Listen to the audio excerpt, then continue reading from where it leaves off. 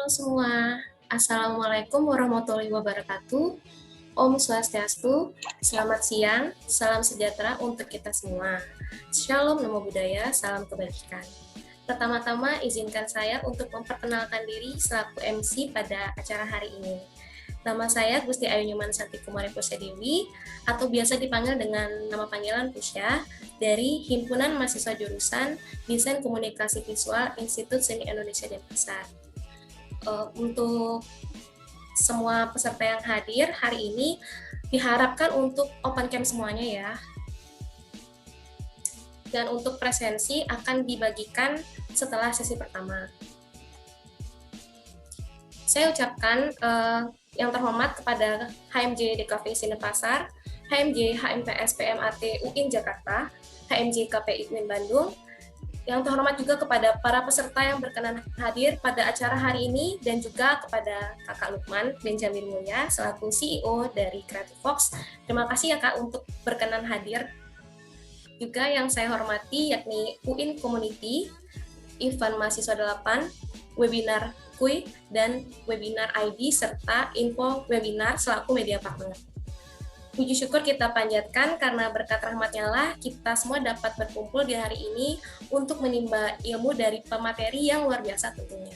Semoga kita tetap sehat selalu ya teman-teman. Sebelumnya saya akan menjelaskan secara singkat mengenai apa itu TWIPE-in. Nah, TWIPE-in atau Training with Penarusa Indonesia merupakan salah satu kegiatan pelatihan yang diadakan oleh divisi pelatihan dari Penarusa Indonesia, berupa pelatihan soft skill dan hard skill yang serta-merta dilakukan secara online selama masa pandemik dan offline. Tujuan diadakannya acara TWIPE-in ini yakni untuk membantu teman-teman baik di dalam dan di luar komunitas dari Penarusa agar dapat mempelajari skill baru dan mengembangkan kemampuan yang telah dimiliki. Adapun tajuk tema yang diangkat kali ini yakni Explore Your Passion with Design dengan materi yakni membuat desain pamflet dan sertifikat. Berikut ini saya bacakan susunan acaranya.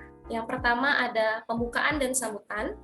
Yang kedua ada pemaparan materi oleh pemateri yang akan dibagi menjadi 2 sesi, sekaligus sesi diskusi dan tanya jawab yang akan dipandu oleh moderator. Ketiga ada sesi door prize, dan yang keempat yaitu sesi foto bersama sekaligus penutupan acara. Memasuki agenda selanjutnya yakni sambutan, saya persilahkan terlebih dahulu kepada Kakak Rayanisa Fitriah dari HMJ KPI UIN Bandung untuk memberikan sambutan. Kepada Kakak Rayanisa, dipersilakan.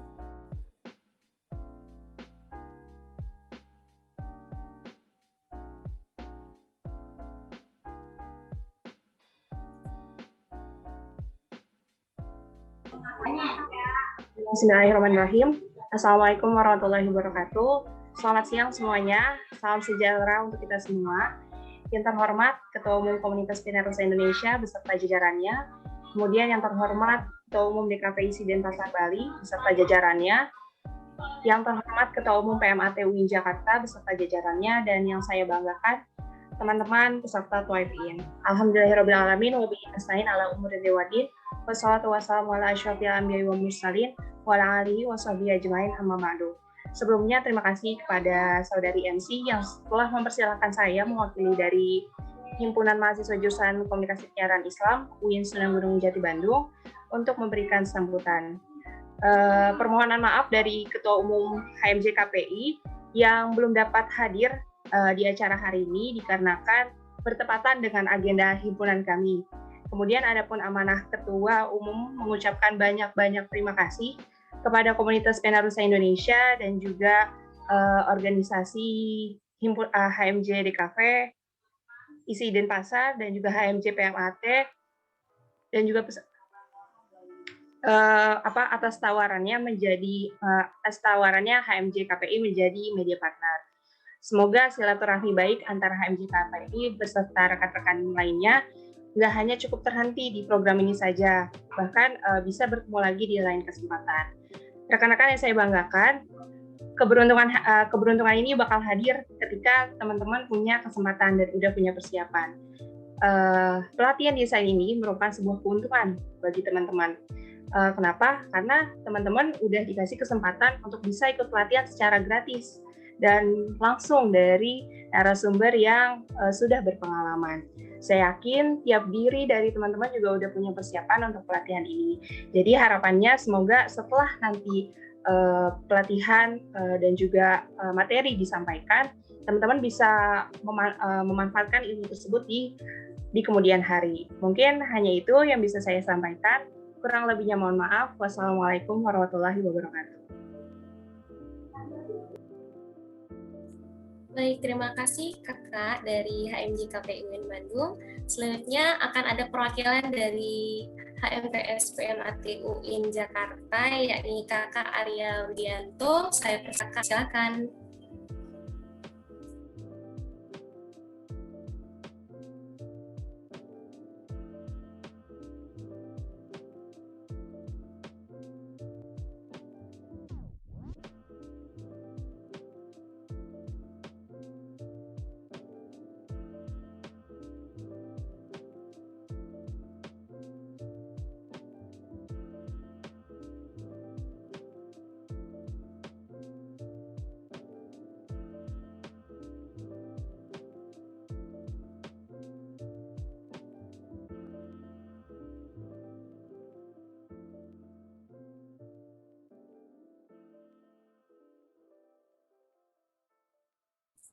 Sekali lagi kepada perwakilan dari HMPS PMAT UIN Jakarta, yakni Kakak Arya Widianto maupun perwakilannya, Pak Arya Wid, saya persilakan untuk memberikan kata sambutan.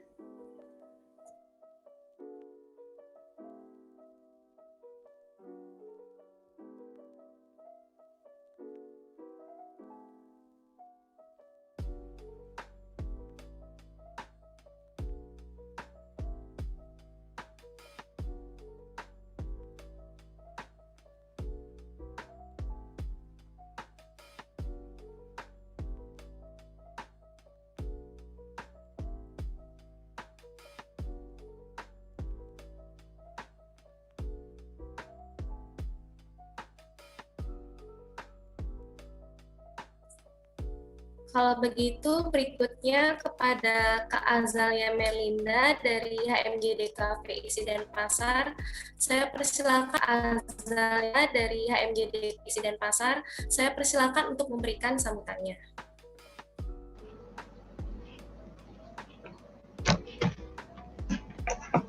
Om Swastiastu.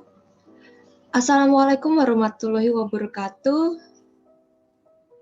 Shalom, namo buddhaya, salam sejahtera bagi kita semua, dan salam sehat.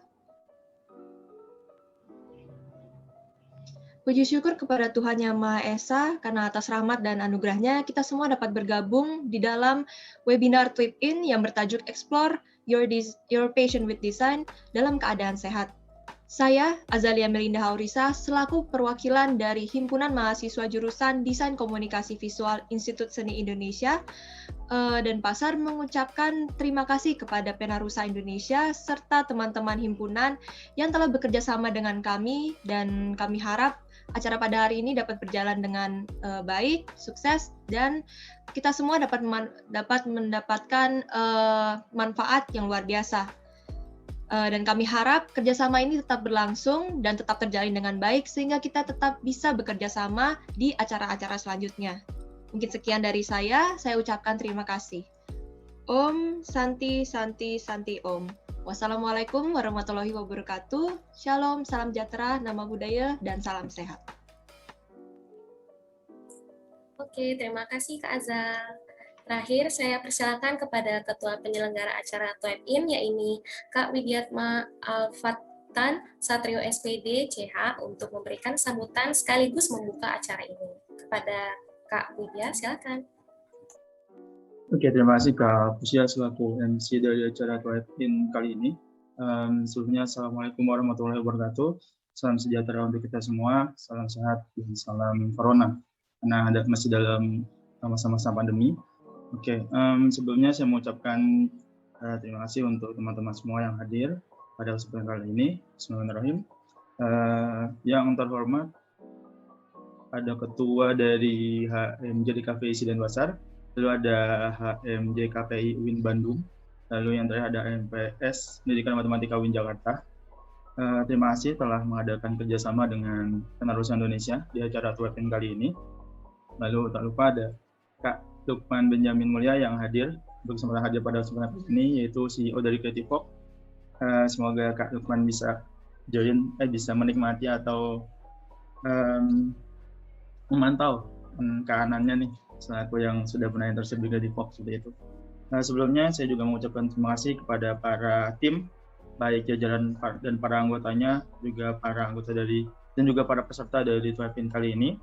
Pada kesempatan kali ini kita mengangkat tema yaitu tentang desain grafis. Kenapa? Karena kita melihat bahwa kebutuhan di masa pandemi ini itu sangat banyak terkait desain grafis. Lalu kita juga bertujuan untuk meningkatkan soft skill dan juga hard skill dari para generasi muda agar bisa lebih memajukan kesejahteraan umum dan juga mencerdaskan generasi bangsa, terutama dalam bidang soft skill dan juga hard skill. Nah, tujuan kita juga mengadakan kegiatan ini agar para generasi muda juga bisa mendapatkan sebuah skill yang baru dengan gratis dan juga dengan efisien dan juga efektif, seperti itu. Nah, karena itu kita sama-sama berusaha untuk memberikan yang terbaik untuk Indonesia tentunya, dan juga saya juga mohon untuk semuanya agar kerjasama ini bisa terus terjaga sampai di acara-acara selanjutnya dan mungkin di TWIPin atau acara yang lain juga, seperti itu.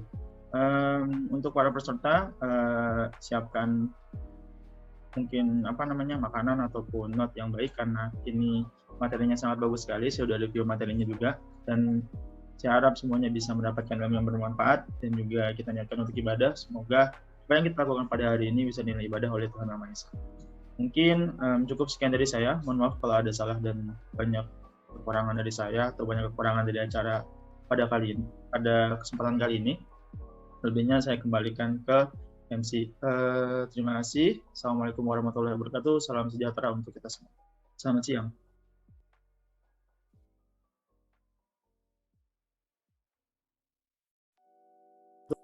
Baik Kak, terima kasih atas sambutannya. Sebelum memasuki acara inti, izinkan saya untuk memperkenalkan moderator yang ini akan dipandu oleh Kakak Mutiara Febriani. Nah, Kakak Mutiara ini merupakan mahasiswi dari Sarjana Terapan Akuntansi Perpajakan Universitas Diponegoro angka 2019. Kakak Mutiara memiliki pengalaman sebagai humas di organisasi Pramuka SMA Negeri 4 Pekalongan dan beberapa organisasi lainnya. Kemudian juga memiliki beberapa, tanpa berbasa-basi lagi kepada Kakak Mutiara, saya persilakan untuk mengambil alih jalannya acara selanjutnya. Terima kasih. Baik, terima kasih untuk MC. Assalamualaikum warahmatullahi wabarakatuh.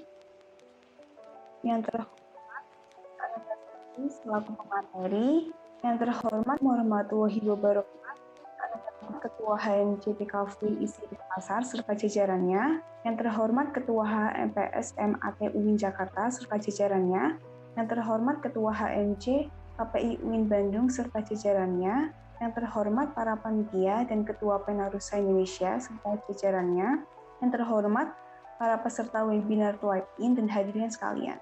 Alhamdulillah, marilah kita panjatkan kehadiran Tuhan Yang Maha Esa yang telah melimpahkan nikmat dan karunia-Nya kepada kita semua, sehingga kita dapat berkumpul bersama-sama dalam acara TWIPin Training with Penerusan Indonesia dengan tema Explore Your Passion with Design.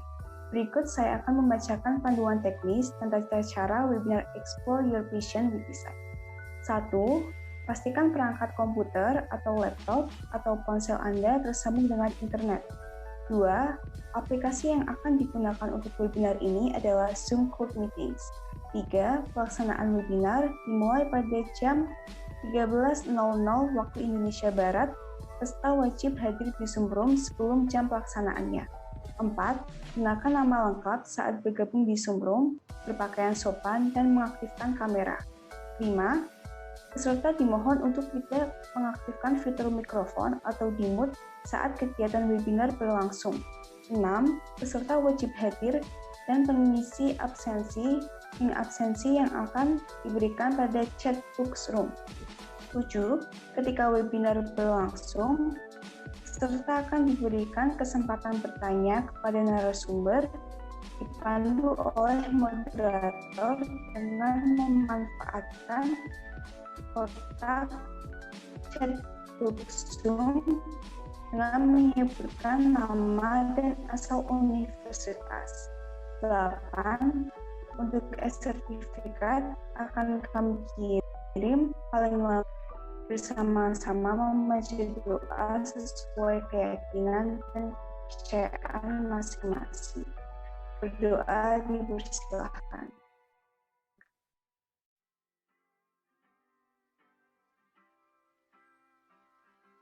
Baik, berdoa tidak pernah usai. Kemudian, berikut untuk penyampaian materinya. Hadirin yang berbahagia, marilah kita pada acara pokok Twipin dengan tema Explore Your Passion with Design. Materi pertama yang akan disampaikan oleh Kak Ananda Putri. Kepada Kak Ananda Putri, waktu dan layar kami persilahkan. Materi pertama disampaikan oleh Kak Ananda Putri dan layar silahkan.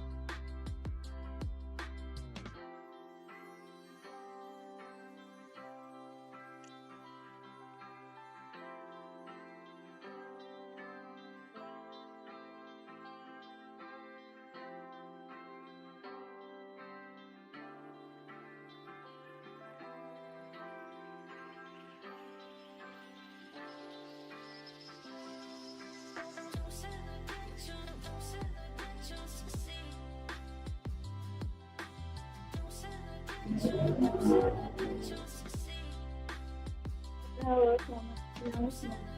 Aku bisa dengar.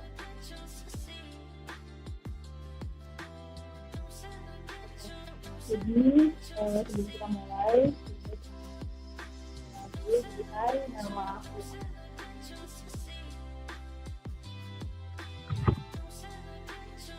Paman, mungkin biasa aku dipanggil dulu selama di kantor. Ini kalian juga. Karena untuk memegang laptop dari itu nggak mudah juga.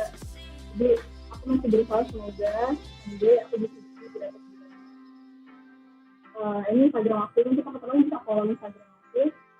Mungkin selama kita diskusi ada tertarik atau mungkin kerja sama atau mungkin mau tanya-tanya bisa tanya di Instagram aku.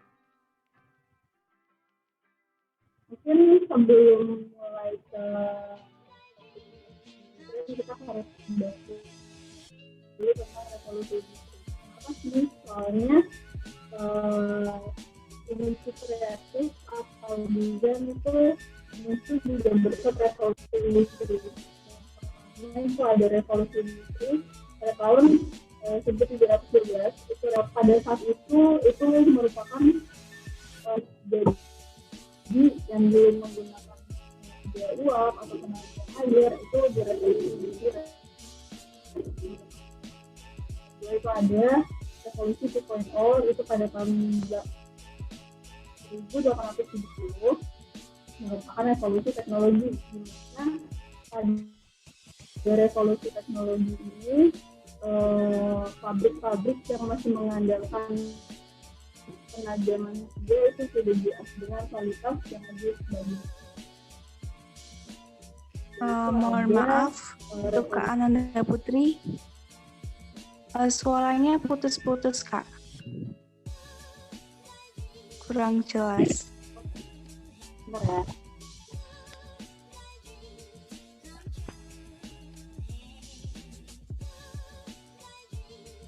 Ada itu sekitar tahun 1990. Ini merupakan revolusi informasi dan kita biasanya informasi itu pada saat itu masih belum bisa diakses secara cepat, ada revolusi industri 4.0, kita bisa mendapatkan informasi dari jarak yang jauh itu dalam keadaan instan. Terus ada revolusi industri 4.0, kita bisa mengakses apapun secara instan di dunia maya. Dan terakhir, ini yang paling penting, ini yang menjadi salah satu alasan lahirnya bisnis kreatif atau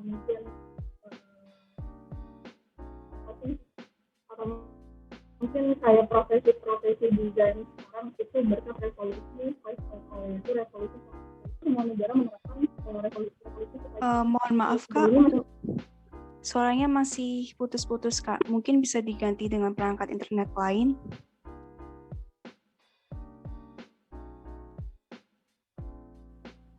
bentar ya. Baik Kak.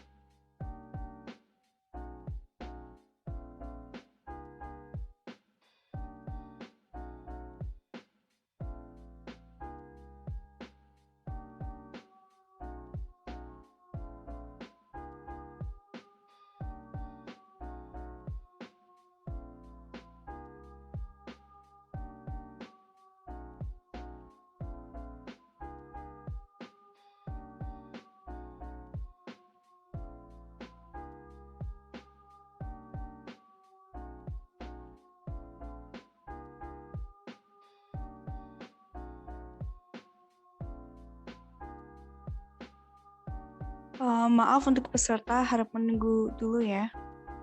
Terima kasih.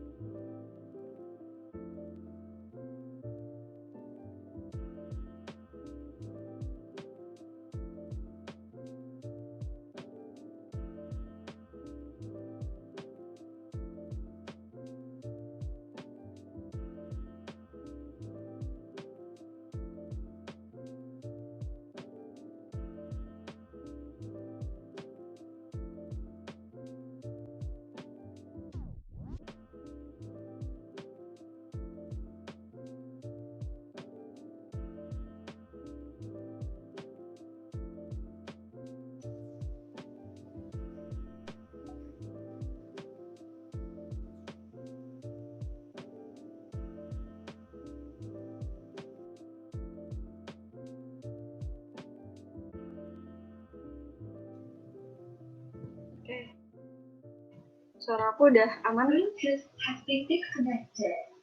Aman Kak Anas? Udah jelas kok? Aman Kak, aman. Jelas.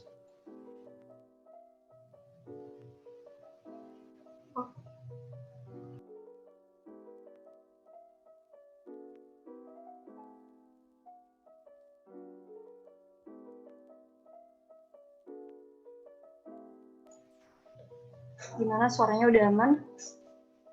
Aman Kak, kedengaran kok. Kita lanjut ya.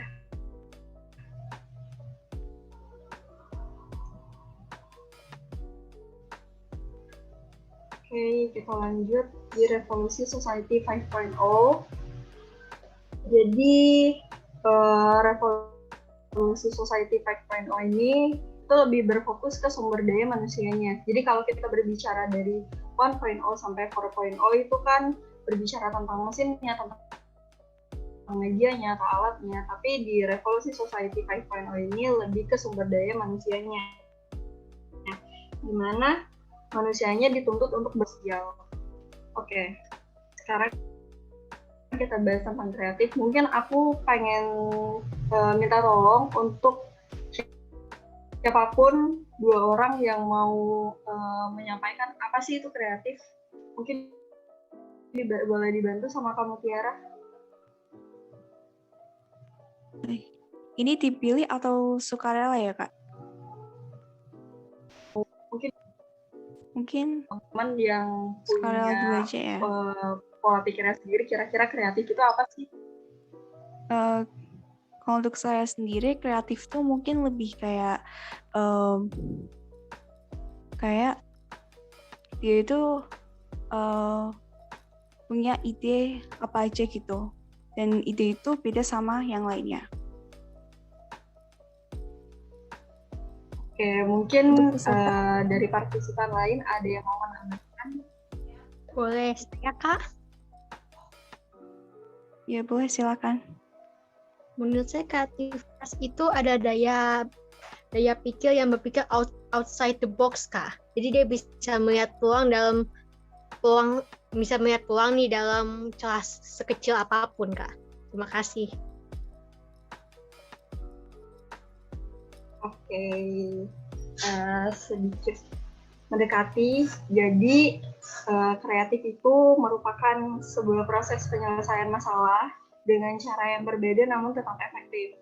Jadi mungkin kita sering dengar kalau misalnya kreatif itu kayak, oh ini unik, ini beda. Oke, itu benar. Tapi balik lagi, kreatif itu only about visual. Jadi bukan tentang visualnya aja. Kalau dia karyanya keren nih gitu, gini. Tapi kalau misalnya pesan yang ingin terselesaikan atau tidak tersampaikan, berarti itu belum menjawab dari apa sih itu kreatif. Oke. Jadi ini base-nya dari kita bertahap mau ke bahas tentang desainer ya. Next, desain. Desain itu merupakan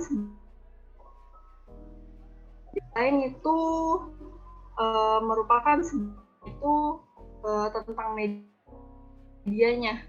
Oh iya, poster, oh iya, Instagram konten, oh iya, pamflet, oh iya, sertifikat, segala macam. Mungkin itu benar, tapi lebih tepat lagi, desainer itu perbandingan 80% dan 20% antara idea dan visual. Jadi, dalam sebuah proses pembuatan desain, 80% diantaranya itu adalah ide, konsep, brainstorming. Terus bagaimana cara kita berpikir, bagaimana metode penyelesaian masalahnya, terus bagaimana cara menyampaikan delivery strategi kepada target audiensnya. Nah, sedangkan 20% diantaranya itu visualnya, oh ya desain itu karyanya, segala macam. Itu hanya 20% diantaranya. Jadi kita sama-sama belajar kalau misalnya dalam proses desain itu lebih ke pola pikir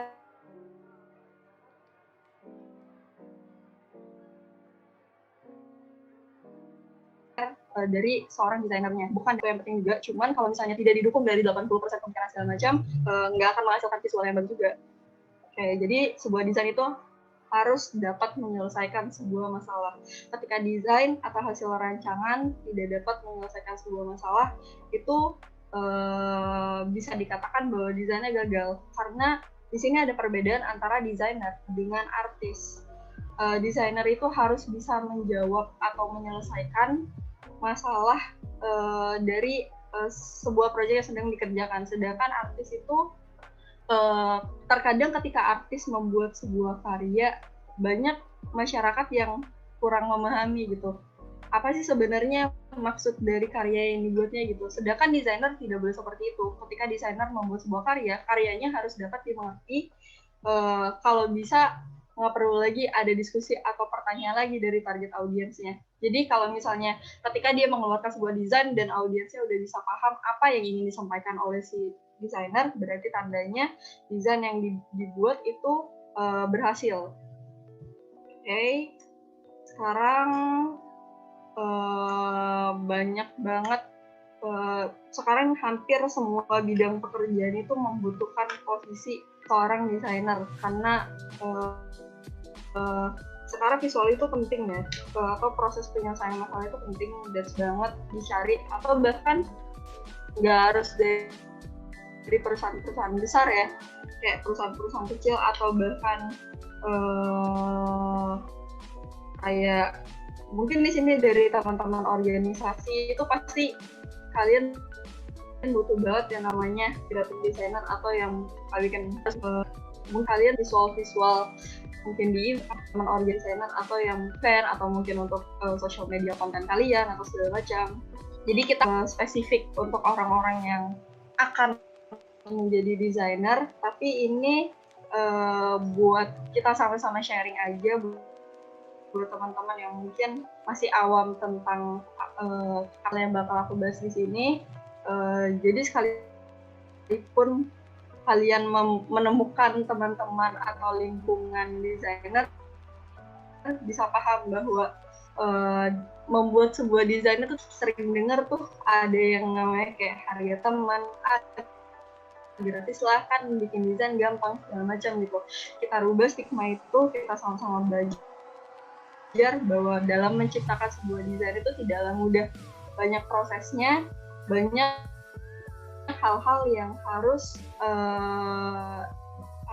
diperhatikan dalam membuat sebuah desain. Jadi membuat sebuah desain itu tidak semudah itu, tidak sesimpel. Desain ini lebih ke visual dari output dari yang 20% yang tadi kita bahas. Jadi yang kedua itu ada prinsip utama komunikasi visual. Jadi prinsip utama komunikasi visual ini termasuk ke dalam 80% yang tadi kita bahas.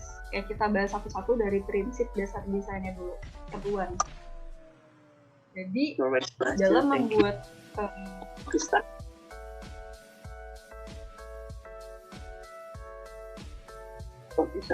here, Peru. Peru is not here. Philippines. Not here. Philippines.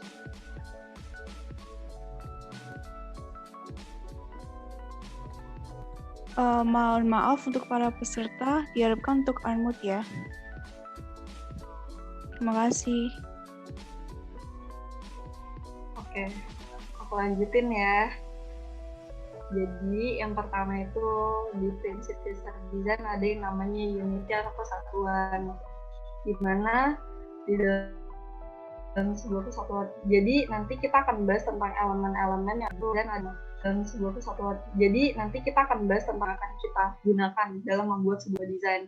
Bagaimana cara menggabungkan elemen ya. Yang kedua itu ada balance atau keseimbangan. Jadi dalam membuat sebuah desain itu harus seimbang komposisi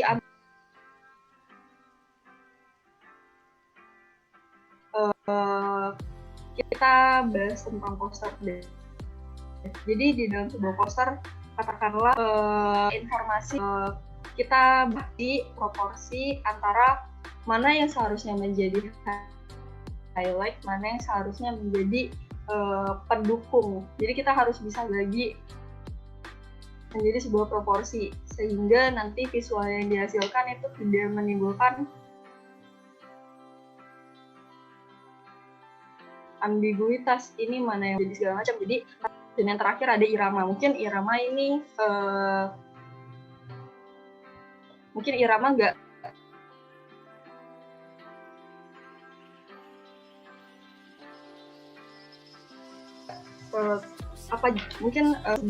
kita berbicara lagi tentang poster. Jadi kita harus bisa mengatur irama antara mungkin penempatan layout tulisannya atau mungkin ilustrasinya segala macam. Jadi ini diperlukan dalam membuat sebuah visual dalam desain. Atau bagaimana cara kita menyampaikan, bagaimana desain yang kita buat ini pesannya itu dapat tersampaikan dengan baik kepada target audience. Yang pertama itu ada white space. Jadi ketika kita membuat sebuah desain, kadang mungkin orang-orang yang katakanlah masih baru gitu, banyak sekali elemen-elemen ke dalam angka tersebut. Tapi perlu kita ketahui bahwa ketika kita memenuhi space tersebut itu malah bikin target audience kurang enak dipandang mata, terus juga kayak kita bingung gitu. Ini mana sih sebenarnya yang menjadi poin utamanya. Jadi kita kan mata kita gitu supaya nggak terlalu jenuh melihat informasi yang padat, yang banyak. Jadi kita harus berikan white space pada pada media visual kita nanti. Terus ada clarity atau kejelasan. Jadi dalam membuat sebuah karya desain perlu ada kejelasan. Maksudnya contoh, misalnya kita mau buat poster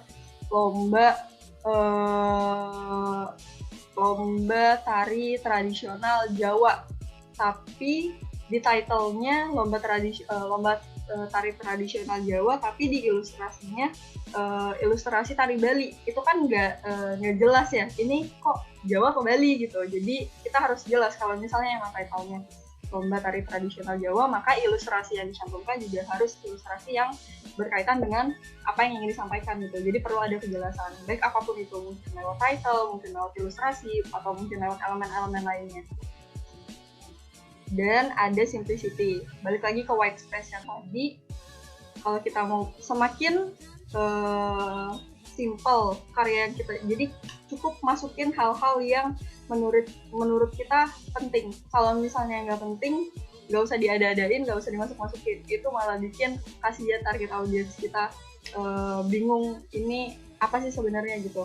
Jadi simpel-simpel aja, yang penting pesan yang ingin disampaikan atau tujuan atau penyelesaian masalah dalam sebuah desain yang kita buat itu tersampaikan.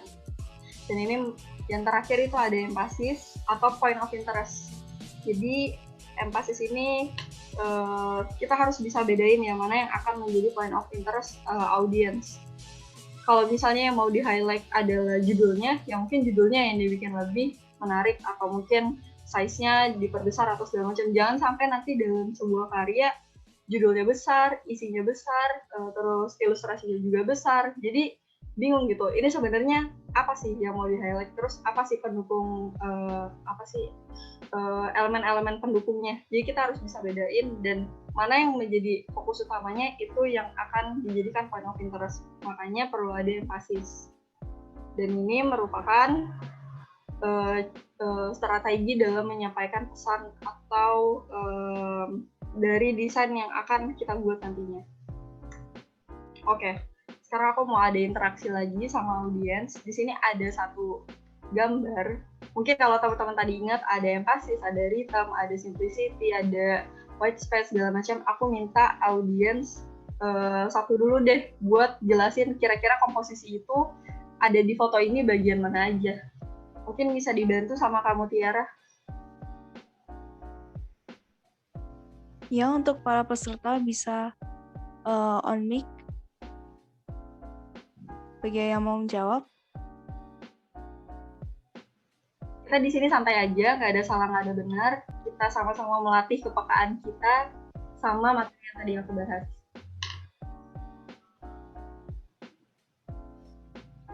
Ayo, ada yang mau peserta? Atau bisa nunjuk ya, Kak? Oh, boleh.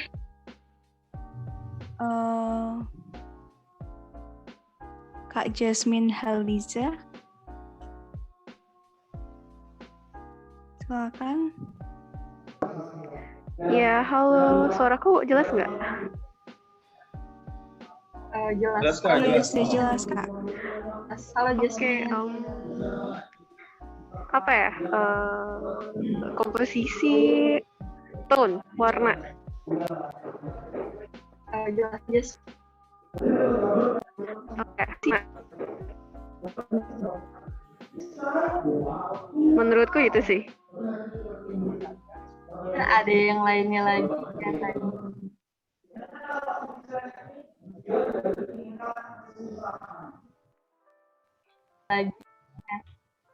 Tadi apakah, maaf, di sini error sinyalnya. Ini lagi.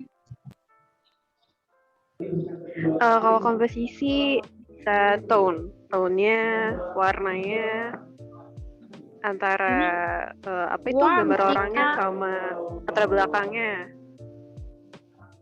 Kalau buat latar belakang dia lebih ke warm tone-nya dibandingkan cold.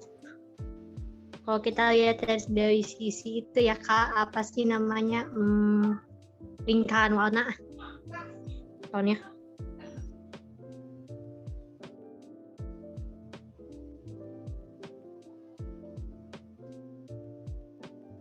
Oke. Ini yang ngomong Jasmine atau Najla ya? Mohon maaf. Oh, maaf Kak, tadi Najla. Oke, jadi Najla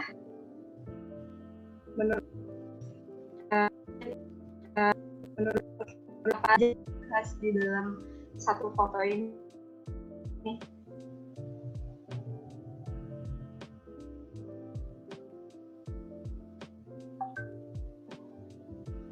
Ini ada itu komposisinya Kak. Kalau tone colornya juga ada, sama kalau perspektif lebih ke arah ke itunya Kak, larinya perspektifnya.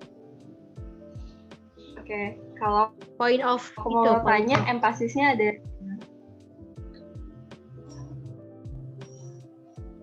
Aduh Kak, aku belum yakin kalau empasisnya. Gak apa-apa, nggak ada salahnya. Point of interest dari yang kamu lihat gambar ini apa kira-kira? Ke point of interestnya sih ke itunya pelarinya Kak. Oke. Jadi dibandingkan disini, yang lain dia punya warna colok yang berbeda. Iya benar-benar. Oke, jadi makasih Najla, kita breakdown bareng-bareng ya. Jadi dalam karya foto ini kita bisa lihat empasisnya itu ada di orang yang lari itu yang ingin ditonjolkan, dan di bagian orang yang lari itu kita bisa lihat ada proporsi, ada itu kalau kita lihat ini ada segitiga, dia ngebagi antara white space sama yang ada elemen-elemen lain. Katakanlah ini nanti dalam sebuah desain ini elemen-elemen lain ya, tapi di sini di bagian yang ingin ditonjolkan dia ada white space, sehingga kita tahu bahwa yang ingin ditonjolkan itu adalah orang yang sedang lari ini. Suara aku aman ya? Aman. Oke, jadi di sini kalau kita lihat dari prinsip dasar desain tadi, unity, kesatuannya bahwa dalam satu gambar ini kita masih bisa nikmatin kok, walaupun di sini ada gambar, maksudnya ada awan, ada apa sih, ini mungkin pohon-pohon kecil, terus sini ada orang, tapi ini komposisinya pas, sehingga mata kita nggak capek kalau ngeliat gambar ini. Terus yang kedua, seimbang antara bagian yang banyak elemennya sama bagian yang ingin ditonjolkan, terus proporsinya juga, dan irama. Oke, terus di sini white space, dari prinsip komunikasi visualnya kita bisa lihat di sini ada white space, terus di sini banyak elemennya, dan kejelasan, jelas bahwa di sini yang ingin ditonjolkan atau yang menjadi poin utamanya adalah si orang yang sedang lari ini.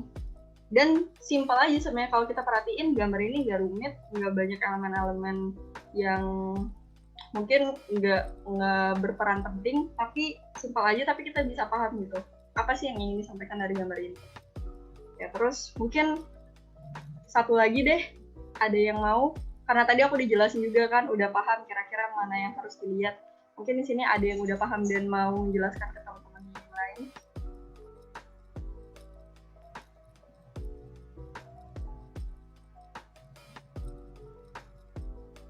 Untuk peserta, Bisa dibantu yuk. kamu sekarang? Ya, untuk peserta bisa menyampaikan pendapatnya. Mungkin bisa raise hand. Mungkin teman-teman yang udah punya base design bisa bantu.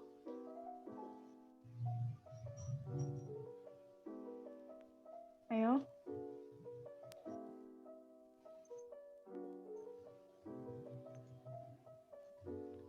Oh iya boleh, Kak Najla Azarina. Boleh on mic, Kak. Oke Kak, gue lagi ya Kak. Oh, oke, boleh.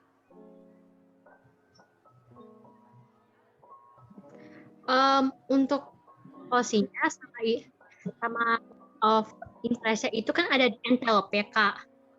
Tes putus tidak Kak? Lancar ya Kak. Oh iya Kak, untuk kan aku sempat juga tuh belajar tentang seni ya. Jadi point of interest-nya di envelope ya Kak. Envelope itu ditonjolkan berbeda daripada background-nya. Warnanya udah berbeda itu dari background-nya, mana lebih ke orange merah gitu Kak. Proporsi envelope sama proporsi background-nya juga udah sesuai untuk itunya Kak. Nah, itu proporsi jadi nggak boleh. Itu aja sih Kak sebenarnya. Oke, makasih Kak Najla lagi. Sudah bisa, udah ini ya, udah peka berarti terhadap apa sih prinsip dasar desain sama prinsip komunikasi visual yang ada di foto ini. Mungkin kalau aku mau lebih detail lagi, jadi di sini lagi-lagi ini satu kesatuan foto, ada gunungnya, ada bilang lah itu pasir, ada juga hewan, dan ada awan juga di atasnya. Sebenarnya dibagi menjadi komposisi dan proporsi. Terus juga yang mau ditonjolkan adalah si hewannya, terus juga di sini ada irama kalau kita bisa lihat di tanahnya atau di pasirnya, di situ ada irama, baru ke atasnya gunung dan atasnya awan. Jadi kurang lebih ginilah gambaran dalam membuat sebuah desain. Maksudnya maksudnya nggak desain aja sih, mungkin bidang-bidang seni lain atau mungkin fotografi segala macam. Ini basic insting yang mungkin teman-teman harus pakai dulu sehingga nanti karya atau desain yang ingin kalian buat itu bisa bisa tersampaikan dengan baik, atau mungkin visualnya juga bisa tidak menimbulkan kekeliruan, atau mungkin bisa enak lah dinikmati oleh target audiens dari desain yang ingin dibuat. Mungkin untuk sesi pertama itu dulu. Ada yang ingin ditanyakan? Baik, untuk selanjutnya ada sesi tanya jawab. Bagi peserta yang ingin bertanya bisa raise hand atau bisa ngetik di box komen yang tersedia. Silakan.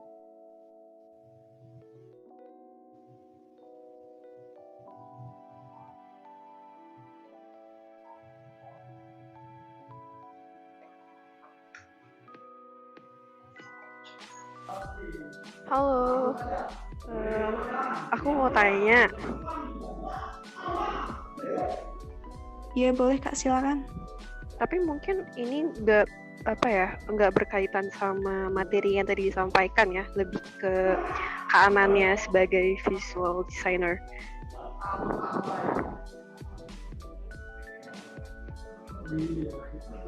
Boleh ya?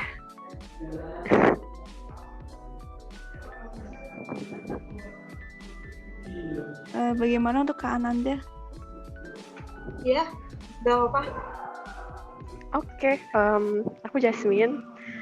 Jadi dari tadi aku penasaran nih dari penjelasannya kanan,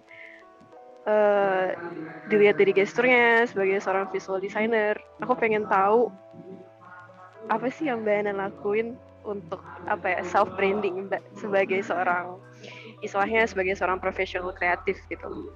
Dan sebagai gambaran juga buat kami apa aja sih yang perlu kami siapin selainnya tadi tuh, selain apa technical skill kita sebagai visual designer sama idea tadi gitu.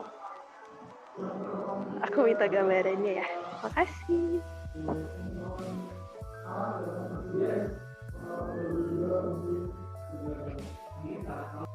Untuk Kak Ananda, mau menampung pertanyaan terlebih dahulu atau langsung dijawab, Kak? Oke, mungkin langsung aja ya. Iya, boleh, Kak.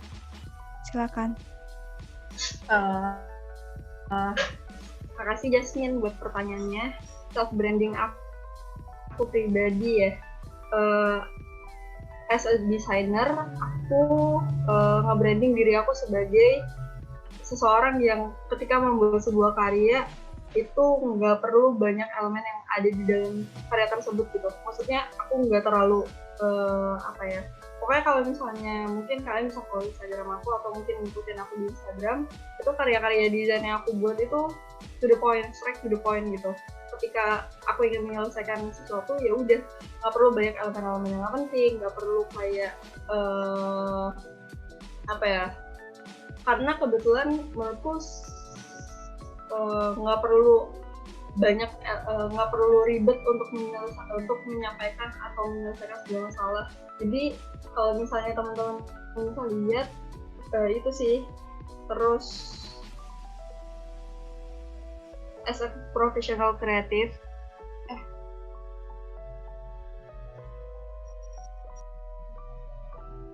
halo?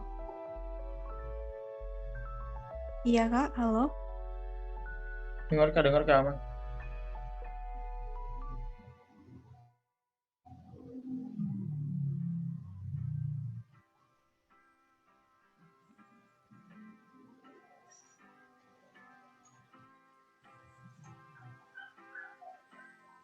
Ya, halo. Oke, jadi tadi sih intinya kalau misalnya aku nge-branding diri aku pribadi, yaitu aku bukan tipikal desainer yang ribet, cukup simpel aja. Yang penting pesan atau permasalahan yang ingin aku sampaikan itu bisa tersampaikan. Itu sih. Baik, terima kasih untuk jawabannya Kak Ananda. Untuk peserta lain mungkin bisa tanya gitu. Aku tanya nggak? Maaf Kak. Oh iya, silakan. Kak, mau nanya, itu prinsip desain grafis itu masih sama dengan prinsip menggambar nggak sih Kak? Soalnya contoh yang Kakak tunjukkan tadi tuh mirip sama waktu aku buat belajar gambar gitu loh Kak. Sama untuk pembuatan portofolio untuk desain grafis seperti apa ya Kak? Apa yang harus ditunjukkan? Terima kasih Kak. Iya tadi Najla ya? Iya Kak. Oke. Jadi sebenarnya kayak yang tadi di PowerPoint aku udah sampein, itu basic instinct banget.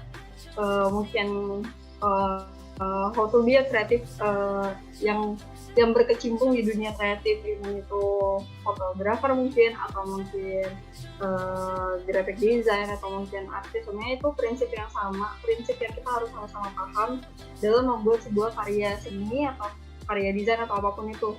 Jadi itu hal-hal penting yang kadang orang-orang tuh nggak sadar kalau misalnya dalam membuat sebuah karya kita bulatkan menjadi karya seni ya, itu ada hal-hal yang kita harus sama-sama pahami, harus sama-sama pelajari. Mungkin kalau misalnya teman-teman yang emang berkecimpung di dunia seni, entah itu fotografi atau videografi atau mungkin apapun itu sama-sama paham bahwa mungkin kalau ini lebih ke general aja ya, mungkin ke teman-teman yang emang belum pernah atau belum tahu akan basic instinct ini, ya aku share aja gitu.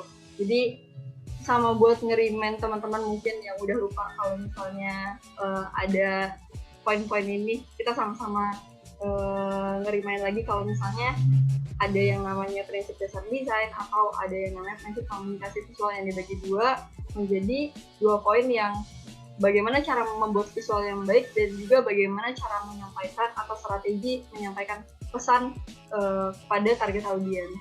Itu sih. Kalau untuk portofolionya bagaimana, Kak? Sebenarnya portofolio itu adalah sekumpulan nih ya, kalau jadi kayak portofolio itu sekumpulan karya yang mungkin kita tata lagi dengan tujuan tertentu. Jadi sebenarnya kalau misalnya portofolio itu menurut aku pribadi ya nggak perlu sebenarnya butuh prinsip-prinsip itu juga, cuman ini lebih ke komunikasi ya, pesan gitu. Kalau misalnya tadi kita udah nerapin itu dalam membuat karya portofolio, sebenarnya portofolio itu menurut aku nggak perlu ribet banget. Yang penting karya kita itu termanage dengan baik, layoutnya nanti kita akan bahas tentang elemen-elemen desain. Jadi kalau misalnya nanti elemennya udah sesuai, terus juga karya yang dimasukin juga udah pas, itu bakalan jadi hasil yang maksimal juga. Sebenarnya apapun itu ya, portofolio juga sama, Mas.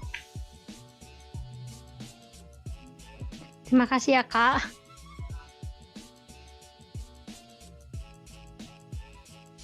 Baik, untuk peserta, apakah ada pertanyaan kembali? Bisa langsung on mic atau tulis di chat.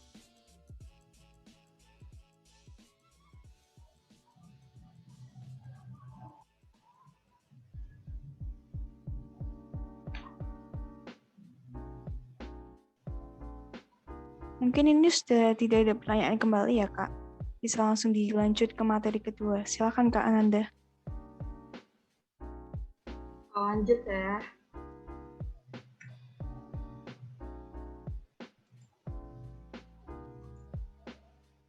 Oke, sekarang kita bahas tentang elemen-elemen dalam membuat sebuah desain.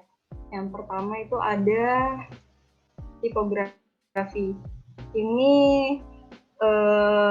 dalam menyampaikan atau pokoknya dalam sebuah karya desain atau apapun itu kita perlu adanya tipografi. Tipografi itu merupakan seni menata huruf. Jadi tipografi atau mungkin teman-teman lebih awam kalau kita bicara tentang font ya.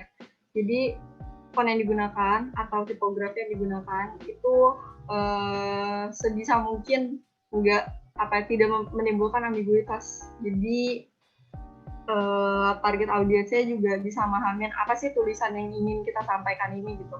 Juga harus ada perbedaan antara title sama body copy atau isinya. Pertama ada tipografi, yang kedua ada ilustrasi. Ilustrasi ini elemen pendukung. Ketika kita rasa tipografi ini kurang kuat atau title ini kurang kuat, maka kita dukung dengan adanya ilustrasi. Jadi sebagai penguat. Kayak yang tadi aku udah bahas, misalnya ada poster lomba tari Jawa, tapi ilustrasinya tari Bali. Ini bukan yang nguatin, malah menimbulkan ambiguitas. Maka tipografi dengan ilustrasi ini harus sinkron. Oke. Yang ketiga ada warna, penggunaan warna. Ini penting banget menurut aku pribadi. Aku tipikal yang kurang suka juga, bukan kurang suka sih, kurang nyaman ketika melihat sebuah karya terlalu banyak warna di dalamnya. Itu malah bikin mata kita pusing. Mungkin teman-teman juga ngerasain, mungkin ketika kalian ngelihat sebuah hasil, misalnya kayak ngelihat poster gitu atau ngelihat apapun itu, ketika warnanya kayak acak-acakan banget, mungkin ada beberapa yang emang artistik gitu, tapi beberapanya lagi kalau misalnya nggak sesuai sama pesan yang ingin disampaikan, itu malah bikin lagi-lagi kekeliruan. Jadi warna itu penting banget, kita harus paham penempatan warna. Kayak di sini aku cukup gunain 2 warna aja gitu, yang penting pesan yang ingin aku sampaikan tersampaikan. Dan yang terakhir itu ada tata letak atau layout.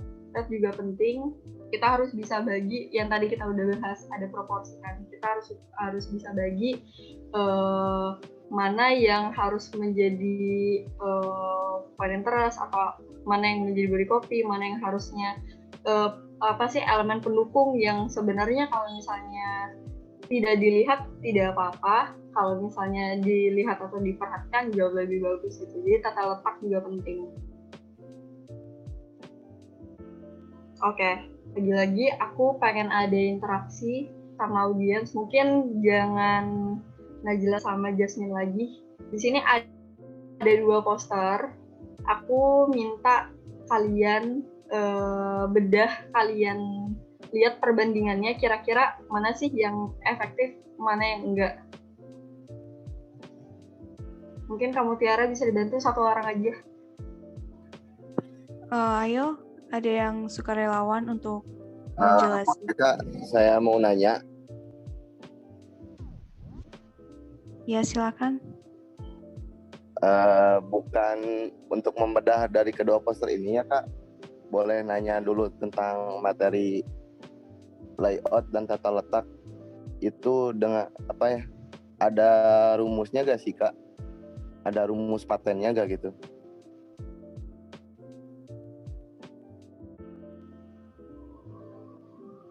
Oke, aku jelasin lagi dikit mungkin ya tentang layout.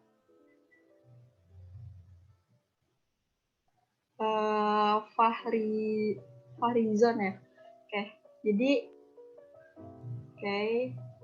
tata letak yang dimaksud itu penempatan komposisi antara tipografi, ilustrasi, atau mungkin tipografi bisa dibagi menjadi title-nya atau isinya atau hal-hal lain yang akan dibuat dalam satu media visual sudah tersusun dengan baik atau tidak gitu.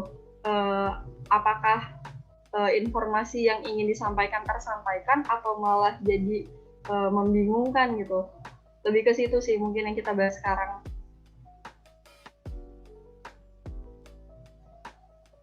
Oh iya Kak, makasih Kak. Oke, mungkin Farizon mau ngebedah dua poster yang ada di depan ini.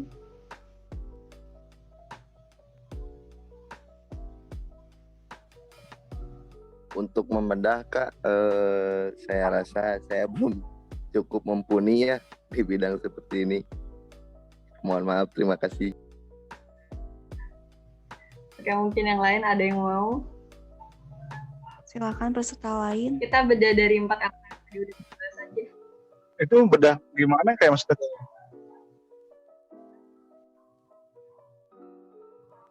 Oke, jadi kita kan ada 4 elemen nih.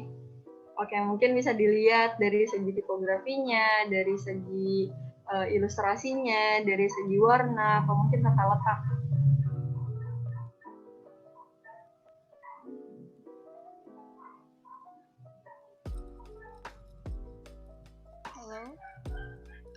Halo, saya mau mencoba. Bisa silakan Kak. Kenalkan, nama saya Aprilia dari Institut Seni Indonesia Denpasar.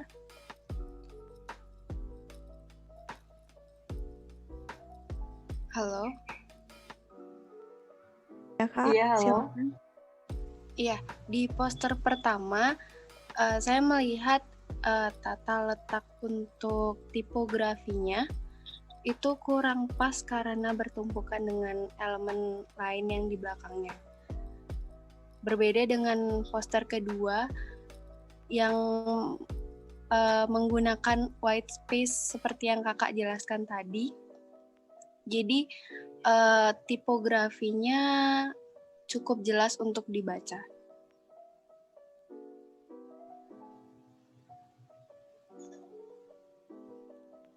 Iya, seperti itu Kak. Ada tambahan lagi? Saya boleh Kak menambahkan Kak? Boleh, silahkan. Kalau menurut saya untuk yang poster ke-1 itu untuk judulnya kan harusnya hurufnya lebih besar ya. Bukan ini maksudnya bold gitu, bold. Karena kan judul itu kan harus lebih bisa di-highlight sama yang lihat gitu. Untuk poster yang kedua itu udah bagus karena memang udah bold kan hurufnya juga. Lalu untuk gambar atau ilustrasinya untuk poster yang pertama itu menurut saya kurang cocok karena terlalu rame sih Kak, terlalu rame. Itu aja sih Kak.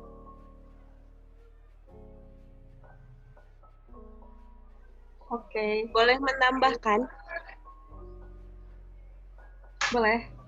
Silakan Kak. Silakan Kak. Mungkin yang pertama emang bisa gampang dibahas segi tulisannya, tapi tipografi atau pemilihan fontnya terlalu banyak menurut saya. Terus warnanya juga acak-acakan atau banyak warna gitu. Kalau yang kedua itu tipografinya lebih tertata rapi. Terus kalau untuk ilustrasinya untuk warnanya itu aja. Terima kasih.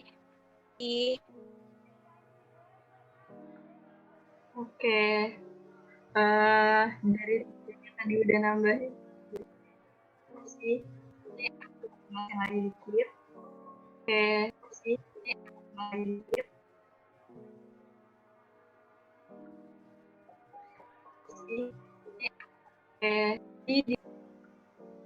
Ada mungkin white space-nya, tapi tidak tertata dengan baik.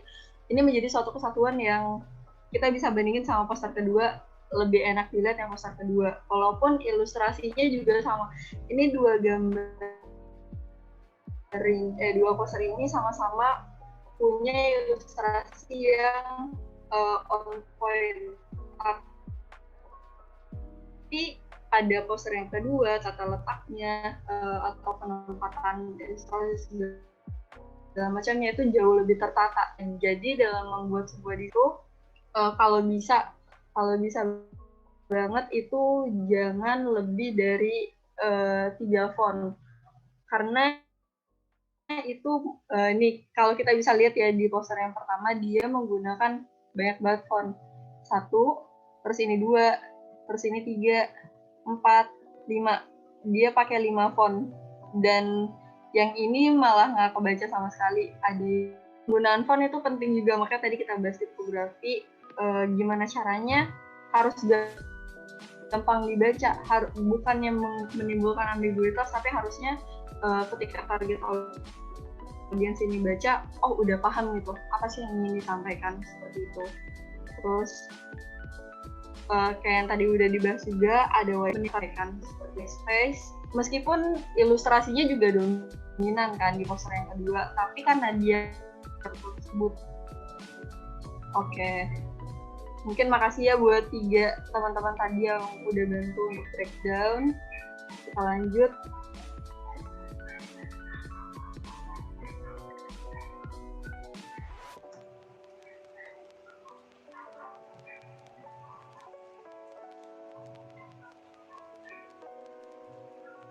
Oke. Desain yang baik itu desainnya seperti apa sih? Yang pertama itu adalah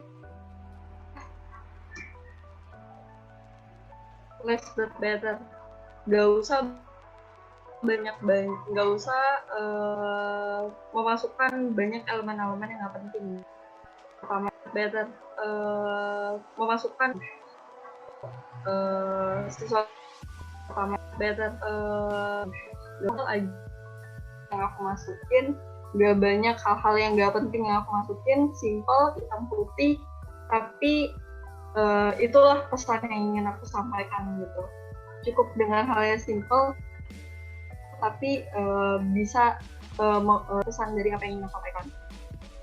Yang kedua, eye catching. Jangan bikin desain yang malah bikin mata kita capek, bikin mata kita.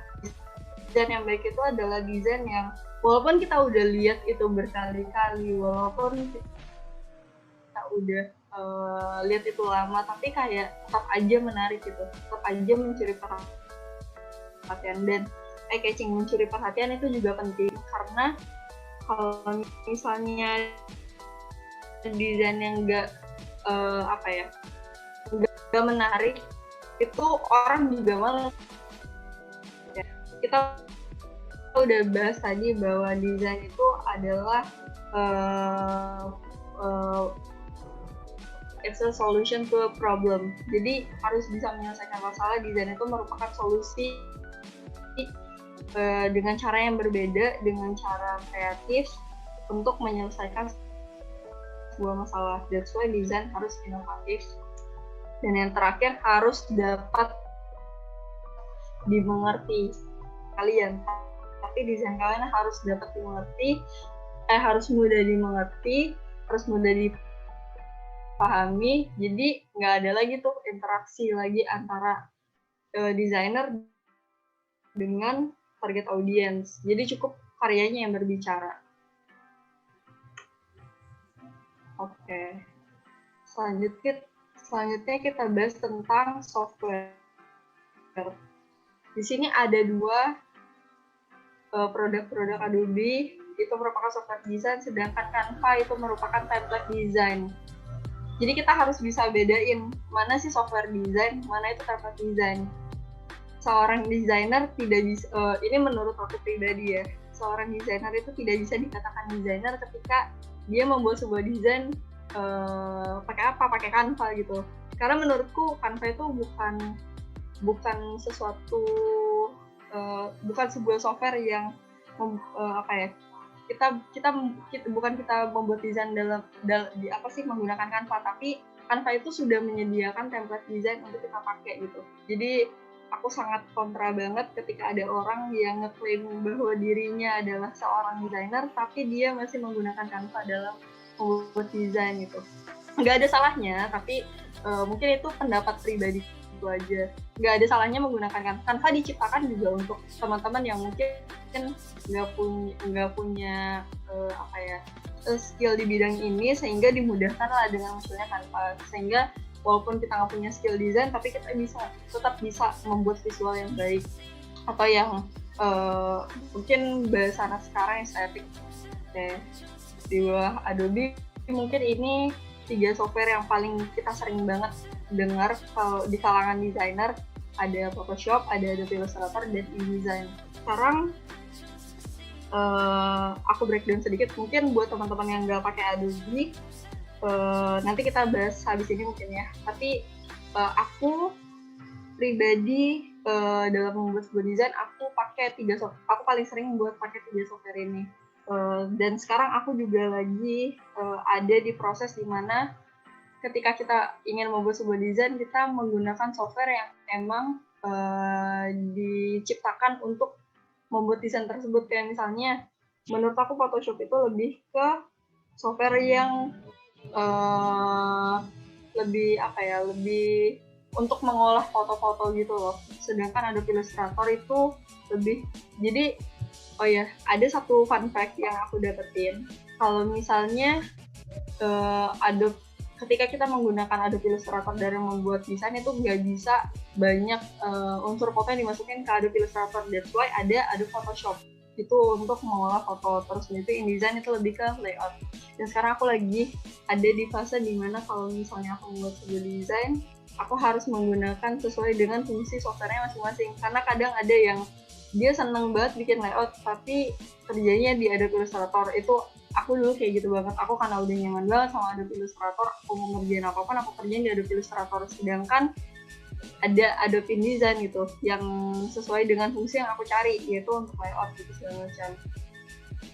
Jadi ada 3 ini yang biasa aku pakai. Mungkin teman-teman juga ada software lain ya, ada Affinity, ada CorelDRAW, mungkin ada software lain yang mungkin aku pribadi nggak tahu atau nggak terlalu menguasai gitu.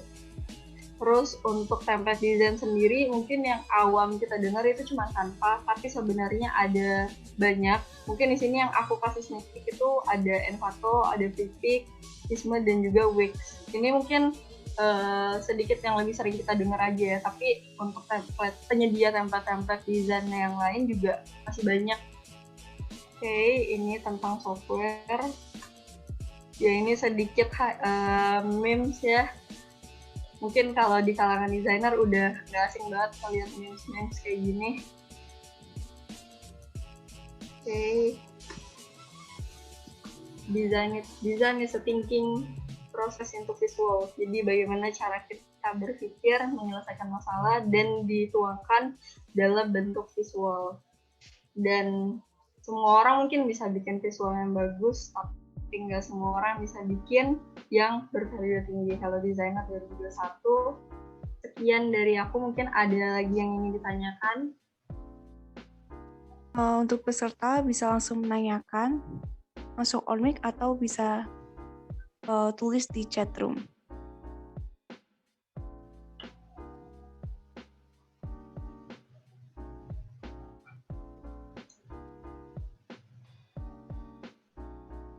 Ini ada pertanyaan di chat box, Kak. Dari Robi August. Jadi istilah bitmap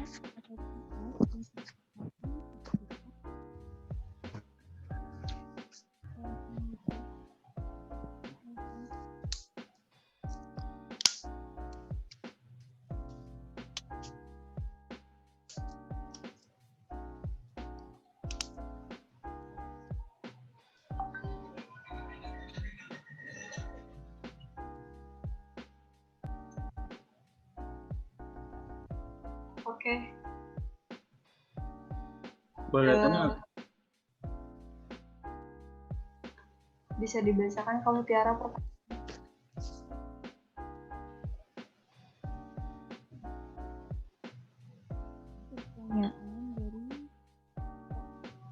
di August. Jadi istilahnya bitmap atau PS dan vektor AI, begitukah? Mungkin dari Kak Robi August bisa menjelaskan? Atau sudah cukup? Bisa dimengerti Kak Ananda? Ya mungkin aku langsung jawab aja ya. Iya Kak, silakan. Iya, buat Robi. Jadi itulah, karena kan tiap software atau tiap aplikasi yang kita gunakan itu dia punya punya format yang beda-beda ya. Kayak misalnya yang tadi benar, kalau misalnya pakai Photoshop itu dia hasilnya bitmap atau pixel. Mungkin kita bisa jadi kalau misalnya pakai Illustrator itu dia base-nya vektor, kalau misalnya pakai Photoshop itu base-nya vektor pixel. Jadi kalau misalnya kita pakai Adobe Photoshop terus mau buat ilustrasi, mungkin itu pasti nanti kalau misalnya kita zoom banget, mungkin buat teman-teman yang nggak tahu, jadi ada perbedaan dari output hasil ekspor dari Photoshop dan Adobe Illustrator. Kalau misalnya Photoshop nanti kalau misalnya kita zoom banget itu pasti pecah, dia pasti kayak kotak-kotak gitu, pixel, itu namanya pixel. Kalau misalnya kita pakai Adobe Illustrator, mau kita zoom sejauh apapun, kalau misalnya emang resolusi dan kualitasnya bagus, itu pasti hasilnya berbentuk vektor. Vektor itu bisa dibilang kayak solid gitu. Jadi dia nggak pecah, nggak jadi kotak-kotak gitu. Mungkin nanti teman-teman bisa coba ya pakai dua software itu, kita bisa sama-sama cari perbandingannya. Ada lagi kamu Tiara? Ini ada lagi Kak.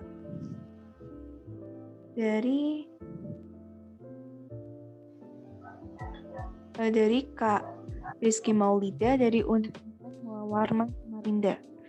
Saya ingin bertanya mengenai pemilihan warna, apakah bisa menggunakan banyak warna dan bagaimana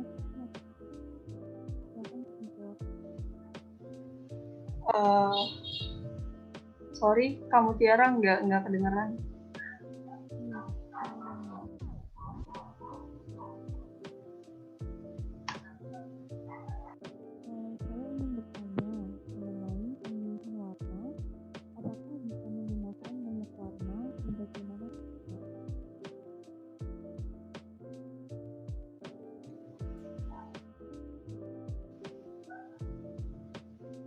Sorry Kak, suaranya kecil banget. Ini udah jelas Kak. Pertanyaan dari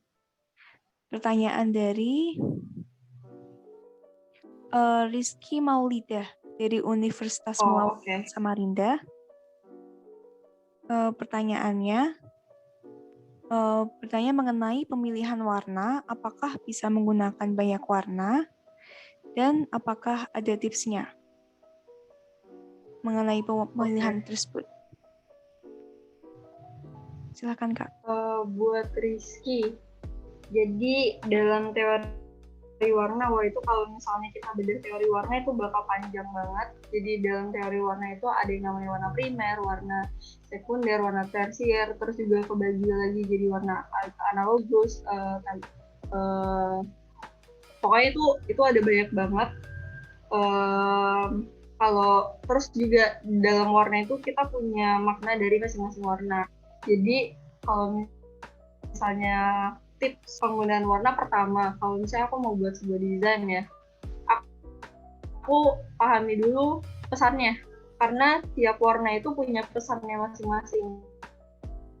Ketika kita ingin menyampaikan pesannya sifatnya bahaya, itu ketika kita ingin menyampaikan pasti kita bahas tentang teori warna dulu ya. Kayak merah nih yang sebagai tanda hati-hati, terus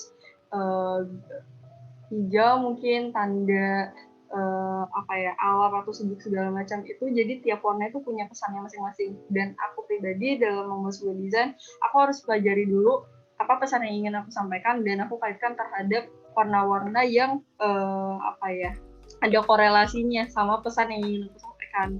Terus juga nanti di situ ada warna analogis atau warna yang jadi dari satu warna, misalnya kita katakan warna biru. Di biru itu nanti ada warna biru muda, biru tua, biru navy, biru dongkar, biru langit, biru apalah, itu ada banyak. Nah, nanti di situ ada shade-shade-nya. Jadi kalau misalnya kita membuat desain harus bisa dibedain gitu. Kayak misalnya title-nya nanti birunya biru tua banget gitu. Terus nanti isinya mungkin birunya lebih muda atau mungkin diganti warna lain. Itu bahas teori warna panjang sih, kayak ada warna yang berseberangan. Kayak misalnya kalau kita pakai warna biru, nanti dia match-nya sama warna apa, ada segala macam, itu teori warna. Kalau dari aku pribadi intinya tipsnya jangan terlalu jangan terlalu banyak. Kita pasti yakin deh kalau misalnya di luar konteks kita belajar tentang teori warna ya, kita pakai feeling aja deh, kayak kita bisa kok bedain mana yang enak dilihat sama mata antara kombinasi-kombinasi warna ya, mana yang kira-kira nyaman dan enak dilihat oleh mata, mana juga yang kayak wah ini nggak enak banget dilihat gitu.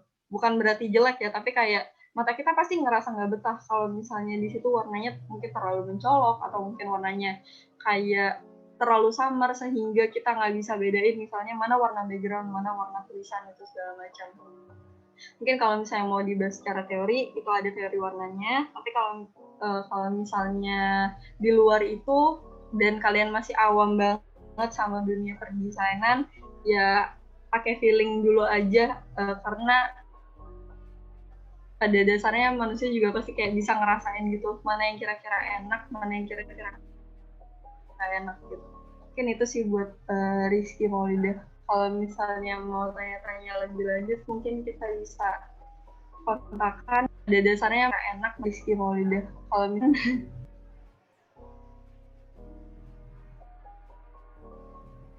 baik, untuk pertanyaan selanjutnya.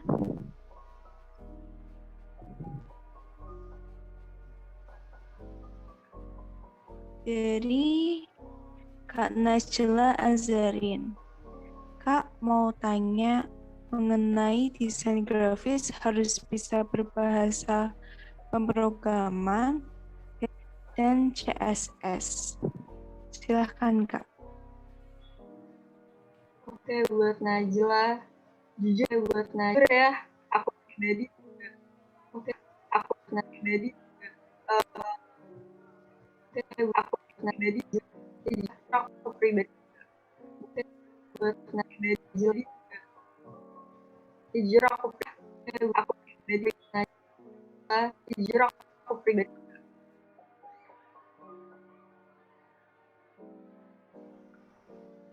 Ya, halo. Ya Kak, halo. Oke, terdengar, sebenarnya Kak. aku juga terdengar Kak. Suara aku nggak ya? Dengar Kak, dengar. Sorry. Iya, dengar juga jelas Kak. Juga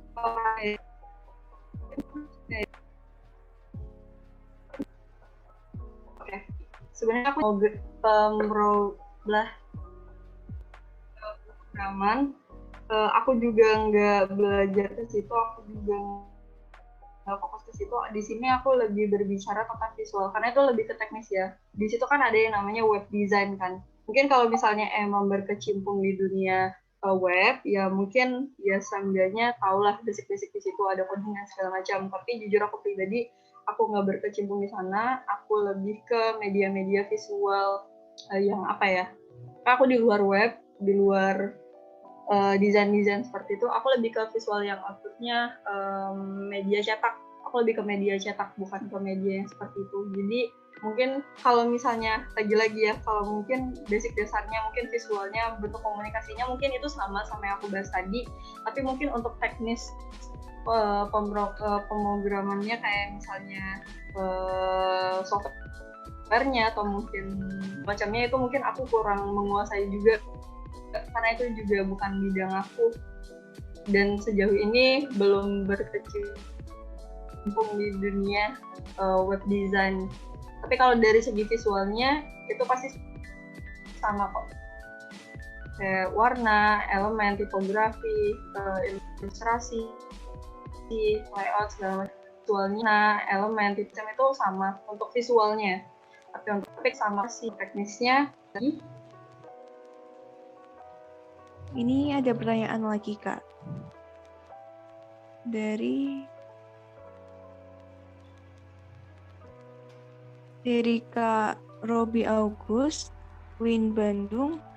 Bagaimana kakak pribadi menanggapi fenomena Canva? Contoh nih, saya pernah speechless, kok bagusan template Canva di AI atau CTR? Silahkan Kak. Oke. Buat Robi ya. Buat Robi ya. Kok bagusan template Canva dibanding desain sendiri secara manual di software. Udah aku bilang bahwa tadi misalnya jadi Adobe Illustrator sama Canva perbandingannya, atau Corel sama Canva gitu. Corel itu adalah software kita membuat desain, sedangkan Canva itu template. Jadi dia udah punya template-nya, dia udah punya elemen-elemen apa aja, kita tinggal nyusun sesuai kebutuhan kita. Sedangkan kalau kita pakai software design, kita kan bakal mulai semuanya dari nol tuh. Jadi that's why kenapa tadi aku sharing tentang basic instinct itu adalah hal-hal yang perlu kita perlu kita sama-sama tahu gitu loh. Dalam membuat sebuah desain itu kita harus mempelajari itu dulu. Mungkin kalau misalnya bagusan Canva ya, orang di balik Canva juga mungkin ya, aku juga kurang tahu, cuman anggap aja itu juga pasti ada orang-orang atau orang-orang kayak desainer yang berkecimpung di situ dalam membuat sebuah template gitu. Katakanlah mereka udah profesional, cuman cara mereka menjual jasanya mereka dengan cara membuat template. Sedangkan aku sebagai mungkin aku sebagai desainer yang masih menyuguhkan karya dengan aku masih tipikal desainer yang sesuai dengan target gitu. Kayak misalnya aku punya klienku pengen bikin gini, ya udah aku straight to the point ke dia aja gitu. Sedangkan kalau misalkan Canva itu kan dia umum ya, dia kayak semua orang bisa akses gitu. Sedangkan aku buat desain yang emang spesifik untuk satu targetan tertentu gitu. Jadi kalau misalnya kenapa desain di Canva lebih bagus daripada desain yang kamu buat sendiri di software desain, ya itu karena ya mungkin kamu belum belajar jauh tentang yang tadi yang aku jelasin, basic instinct. Karena kenapa Canva bagus ya, Canva udah dibuat sama seseorang yang mungkin udah ahli di bidangnya gitu. Cuman cara dia menjual karyanya dengan cara membuat template. Jadi mungkin harusnya kita lebih bangga nggak sih ketika kita bisa buat desain apa adanya dari nol, dari tangan kita sendiri, daripada hasilnya bagus gitu tapi kayak pakai template design itu persenan itu mungkin kemungkinannya antara kecil atau besar, karena aku juga belum pernah pakai Canva untuk desain yang serius gitu. Itu pasti persenannya ada aja antara desain yang kamu gunakan itu pasti sama gitu sama orang lain, pasti ada aja kemungkinannya gitu. Jadi kalau dibilang bagus apa enggak ya, kalau misalnya ada yang sama jadi nggak otentik dong gitu. Ya mending bikin sendiri nggak sih? Nah mungkin untuk mencapai ke level di mana karya yang kamu buat nanti bisa jauh lebih bagus atau mungkin setara sama Canva, ya itu kita belajar dulu sama-sama basic instinct designernya. Kayak gitu sih buat Robi.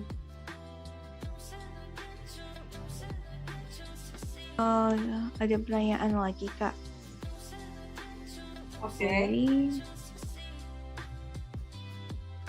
Dari Kak Fahri John. Kak mau tanya cara mendapatkan atau menemukan karakteristik untuk desain kita sendiri. Silakan Kak. Oke. Aku percaya bahwa goresan tangan tiap manusia itu punya ciri khas masing-masing. Juga begitu pula dengan pola pikir kita ya. Dengan apa yang kita lihat, dengan apa yang udah kita alamin, pasti punya punya authenticity dari diri kita masing-masing gitu. Jadi cara mendapatkan atau menemukan karakteristik untuk desain kita, yang pertama balik lagi kita harus tahu dulu gitu, kita tuh tipikal orang yang ketika membuat sesuatu itu seperti apa sih gitu. Terus udah itu karakter itu seiring berjalannya waktu itu akan timbul sendiri. Kayak misalnya aku suka banget warna biru kan, dan hampir di setiap karya yang aku buat itu pasti ada sedikit, kalau nggak dominan pasti ada aja sedikit unsur warna biru di dalam karya aku gitu. Jadi kalau misalnya membahas tentang karakter, semakin dicari karakter itu kayak semakin kita pusing gitu loh, semakin kayak kita ngerasa nggak puas. Tapi ya udah, coba jalanin aja. Ini as a designer kita jalanin aja, lama-lama karakter itu pasti muncul. Terus kayak contoh misalnya kita berbicara tentang produk deh. Misalnya kita lihat Apple. Kalau Apple itu mungkin kalau misalnya teman-teman yang pengguna iPhone bisa dilihat itu kayak simple, model-model atau produknya Apple itu kayak lebih simple gitu. Terus packagingnya juga kayak dia nggak rumit gitu. Dan itu menjadi ciri khas Apple kan. Ketika Apple launch produk, ketika dia membuat sebuah packagingnya itu kita udah bisa notice bahwa oh gila simple, ini pasti Apple gitu. Maksudnya kayak, atau kalau kita lihat siapa ya, kayak kita lihat Lady Gaga ya. Sorry agak melenceng, tapi ini kita ibaratkan aja. Lady Gaga itu gayanya selalu otentik, selalu unik, selalu beda. Mungkin kayak dia punya ciri khasnya sendiri gitu. Ketika kita udah lihat ada yang unik-unik, wah ini pasti Lady Gaga gitu. Jadi karakteristik atau ciri khas itu datang dengan sendirinya. Lama-lama kita bakal sadar bahwa oh ini kalau misalnya ada desain yang kayak gini, ini pasti bikinan si ini gitu. Kayak kalau aku pribadi kayak, oh kalau desainnya udah simple terus ada birunya, ini pasti punya Anan gitu, kayak gitu.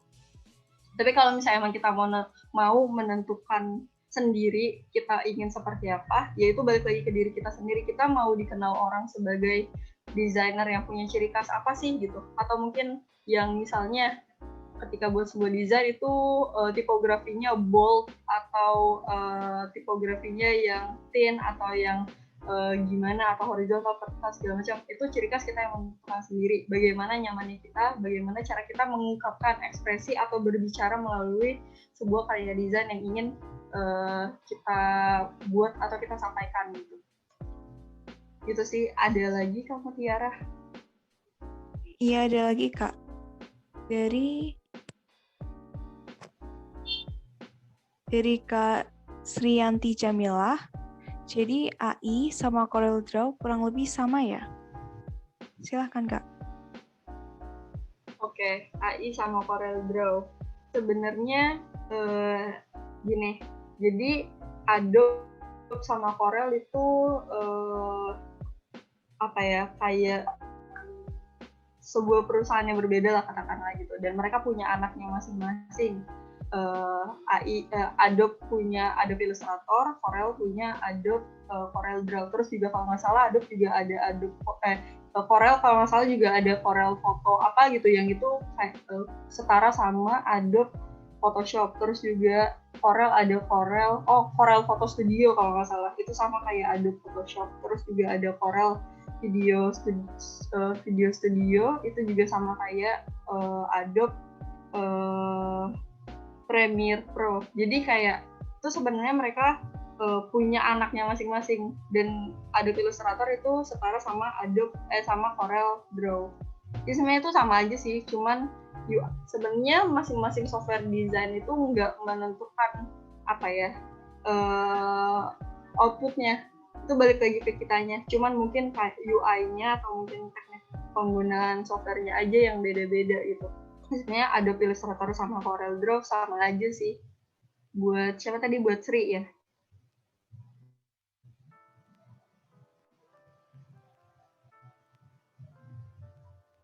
Iya Kak, betul. Kak Sriandi. Oke, sih mungkin ada lagi yang mau tanya-tanya, kita diskusi aja deh sesi sekarang. Mungkin ada yang mau nanya-nanya tentang experience aku selama di desain atau apapun itu. Aku Mbak, aku mau nanya dong, Jasmine. Tuh, boleh nanya nggak Kak? Aku Kak, kanan. Silahkan Kak Jasmine Aliza. Iya, sebenarnya dari awal aku tertarik banget sama ini sih pengalaman pribadinya Mbak Nan sebagai desainer gitu. Karena menurutku narasumber kali ini lebih punya banyak potensi untuk membicarakan hal itu gitu dibanding konsep-konsep perdesainan tadi. Tapi ya itu dia pertanyaanku. Apa ya? Di sini kan Mbak Nan istilahnya udah tahu gitu, udah terjun langsung ke lapangan, udah melihat langsung gimana sih cara kerja hilir mudiknya perdesainan nih, salah satunya di Creative Box itu menarik sekali gitu. Nah, aku benar-benar penasaran gitu, ada apa sih di sana gitu, ada apa sih di luar sana, seperti apa sih gitu, dan apa yang bisa kami ambil gitu di sini para saya terutama para newbie desainer ini gitu. Saya benar-benar minta pengalamannya, minta gambarannya gitu. Makasih.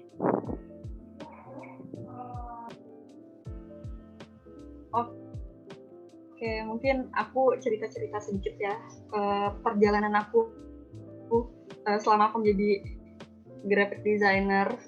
Jadi emang kebetulan aku tuh dari kecil sih, kayak dari SMP tuh aku udah tertarik banget sama dunia desain. Mungkin awalnya dunia seni, cuman setelah aku telusuri ternyata seni yang aku cari itu lebih ke desain gitu, dunia perdesainan, dunia merancang sesuatu. Aku tipikal orang yang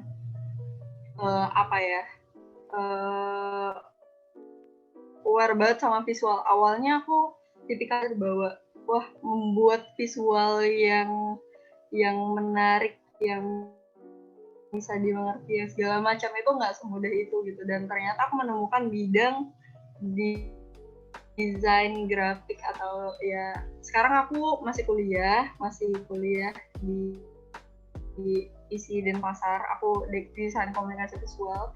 Kebetulan juga aku dari SMK udah DKV juga, udah desain komunikasi visual juga.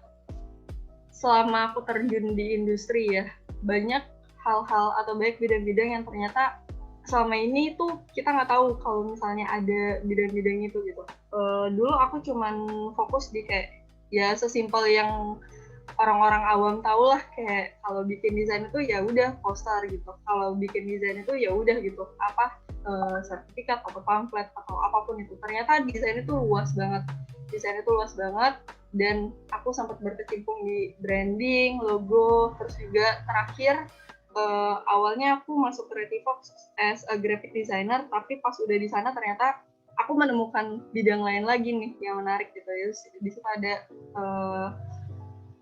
bisnis, di situ ada kayak aku lebih bikin deck untuk bisnis approval gitu ke perusahaan-perusahaan buat nge-approve si Creative Box. Terus itu banyak sih, bikin desain itu nggak gampang, apalagi menghadapi klien-klien itu nggak gampang. That's why sebenarnya tujuan aku hari ini bukan lebih kayak mungkin kalau misalnya emang yang tertarik di bidang desain, oke, kita belajar desain bareng-bareng. Tapi mungkin kalau yang sebatas ingin tahu aja, aku cuma pengen nyampein bahwa menjadi seorang desainer itu nggak mudah. Dalam menyelesaikan masalah, dalam membuat desain segala macam itu nggak mudah. Jadi seenggaknya kalaupun emang kalian tidak tertarik di bidang ini, kalian bisa aware gitu sama profesi ini gitu. Kalaupun nanti mungkin kalian akan menemukan lingkungan yang ada desainernya atau segala macam gitu, bisa jauh lebih aware. Karena sekarang di Indonesia sendiri posisi desainer kadang masih dipandang sebelah mata gitu. Jadi aku sebagai orang yang menggeluti profesi ini merasa kayak wah kok masih kayak kurang dibilang kurang dihargai, ya mungkin kayak kurang dihargai gitu, kok kayak kurang dipahami gitu kalau misalnya ya orang cuman berbicara tentang visualnya aja gitu. Orang nggak mikir bahwa di balik si visual itu tuh ada sesuatu yang harus kita research abis-abisan gitu demi menciptakan visualnya seperti itu. Kayak yang tadi aku udah bilang, 80%-nya itu adalah ide, dan mendapatkan ide itu tidak mudah gitu. Terus 20%-nya lagi adalah visualnya. Jadi ketika orang cuma mikir bahwa orang cuma mikir desainer itu visual doang gitu, sebenarnya enggak. Jadi mungkin aku lebih pengen nyampein bahwa ya kita sama-sama aware deh sama profesi ini gitu, bahwa menjadi seorang desainer itu nggak mudah dan juga butuh banyak. Mungkin profesi lain juga sama gitu, cuman mungkin karena topik kita kali ini adalah desainer, jadi aku lebih pengen nyampein awareness teman-teman kepada seorang desainer, atau mungkin teman-teman yang bakal jadi desainer juga mungkin bisa udah ngalamin hal yang sama atau mungkin akan mengalami hal yang sama gitu sih. Untuk Jasmine, mungkin ada lagi kamu Tiara yang bertanya? Oh iya, ini ada pertanyaan lagi Kak. Dari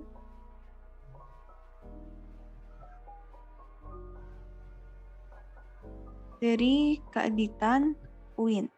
Kakak Ananda, kalau lagi stuck nyari ide buat desain tapi selain udah deket, biasanya ngantepinnya gimana ya Kak? Terus kalau Kak Ananda nyari atau dapat ide biasanya dari mana?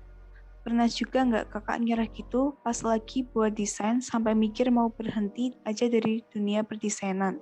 Cara ngadepinnya gimana ya Kak? Silakan Kak. Oke.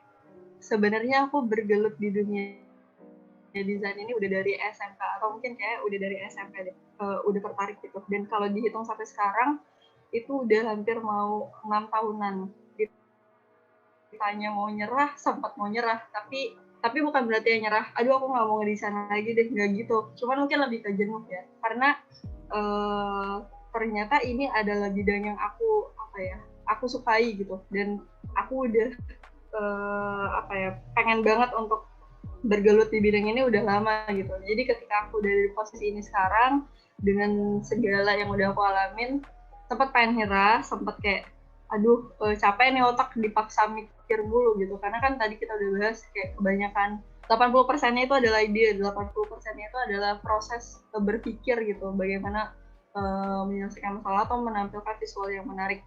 Dan aku kalau lagi nge-stuck atau bahasanya ya kayak brainstorming gitu, itu tergantung situasi kondisi sih. Kadang ini mungkin teman-teman desainer sama-sama ngalamin, atau mungkin teman-teman artis atau segala macam. Aku kalau lagi nge-stuck itu aku biasanya nggak maksain otak aku untuk terus bekerja, karena manusia itu kita kalau misalnya lagi kayak mesin itu lagi panas terus dipaksa untuk kerja, itu pasti bakal ngedrop atau apapun segala macam kemungkinan terburuk yang akan terjadi kan. Jadi aku nggak pernah maksain diri aku untuk ngejar terus gitu. Terus udah itu ya udah aku pasti aku tenangin dulu diri aku, karena kalau misalnya otak kita lagi panas kita paksain untuk brainstorming, itu bukannya jadi bagus, malah jadi nggak karuan, malah jadi stres. Jadi aku biasanya suka take time dulu, mungkin aku makan dulu, mungkin aku keluar kayak menghirup udara segar dulu, atau mungkin aku YouTuber sambil nyanyi-nyanyi segala macam gitu. Ntar kalau misalnya udah agak pulih, baru aku cari lagi referensi gitu. Dan kalau aku biasa nyari ide itu aku tipikal yang seneng banget survei kebetulan. Jadi kayak kalau misalnya aku ditantang membuat sebuah desain, aku pasti bakal kayak ngobrol. Aku suka banget ngobrol orangnya. Jadi kalau aku lagi ngerjain sesuatu terus aku nge-stuck, aku nggak tahu cara nyelesain atau cara buatnya gimana, aku biasanya ngobrol sama siapa aja random. Ntar kalau udah nemu jalannya, aku bakal bahas tuh tentang si topik yang lagi aku buat. Itu percayalah pasti ada keajaiban gitu, kayak pasti ada aja gitu, lewat apapun itu pasti ada keajaiban, pasti kayak oh tiba-tiba dapat inspirasi aja gitu. Tapi kalau visualnya sendiri, aku biasanya nyari referensi kayak ya di sumber-sumber yang mungkin teman-teman juga pasti udah sering pakai, kayak Behance atau mungkin Pinterest atau mungkin Instagram juga banyak, atau website lain. Aku banyak cari inspirasi juga di situ kalau buat visual. Dan ya gitu sih. Atau mungkin kadang YouTuber aja kadang bisa ngasih inspirasi gitu buat aku kayak. Dan yang paling penting itu kalau misalnya udah dapet inspirasi itu jangan didiemin gitu aja. Kalau aku tipikal orang yang aku suka banget nyatat, jadi kalau misalnya aku udah dapet inspirasi nih pasti aku catat biar nggak lupa. Terus nanti kalau udah aku catat, aku tipikal yang kalau buat desain itu nggak langsung megang device gitu. Aku nggak tipikal yang ketika kepikiran langsung aku megang laptop, megang pen tab, mouse segala macam langsung ngerjain, enggak. Aku tipikal yang harus aku bedah dulu. Apa yang udah aku pikirinnya harus aku bedah dulu. Pertama, kalau aku pribadi step pertama ketika aku udah dapet ide, aku catat dulu pakai tulisan atau kata-kata ide aku nih kayak gimana, bakal dituangin kayak gimana segala macam. Udah itu aku cari referensi, udah itu aku bakal nge-sketch dulu di kertas. Aku tipikal suka banget nge-sketch di kertas karena dengan itu aku bisa dapet gambaran-gambaran gitu loh. Kedepannya aku bakal kayak gimana gitu. Bakal next stepnya aku bakal ngejadiin si visual ini kayak gimana gitu.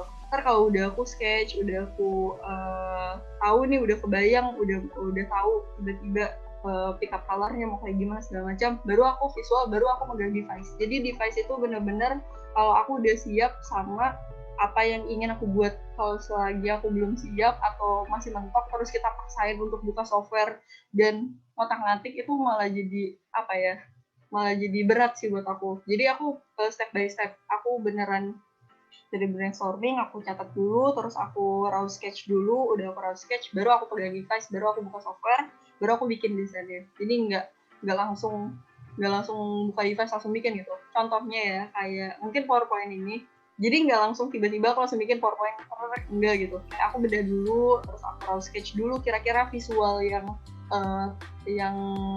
tepat untuk menyampaikan si pesan ini seperti apa. Nanti kalau aku udah dapet gambarannya, baru aku pegang software, baru aku bikin. Kayak gitu sih buat keeditan. Intinya ketenangan dan konsentrasi itu nomor 1. Kalau kita mau buat desain harus tenang dulu, harus konsen dulu, karena kalau misalnya kondisinya lagi nggak pas, situasinya lagi nggak pas, kita paksain buat bikin, nggak akan benar pasti jadinya. Gitu sih. Baik. Ini pertanyaan dari Kak Faruqi Ahmad mungkin kurang lebih sama ya, sama kayak Kak Itan. Ini mungkin pertanyaan terakhir Kak, dari Kak Indri Hapsari dari Universitas Diponegoro. Kak ingin bertanya, bagaimana sih tolak ukur desain itu dikatakan jelek atau bagus? Terima kasih Kak, silakan.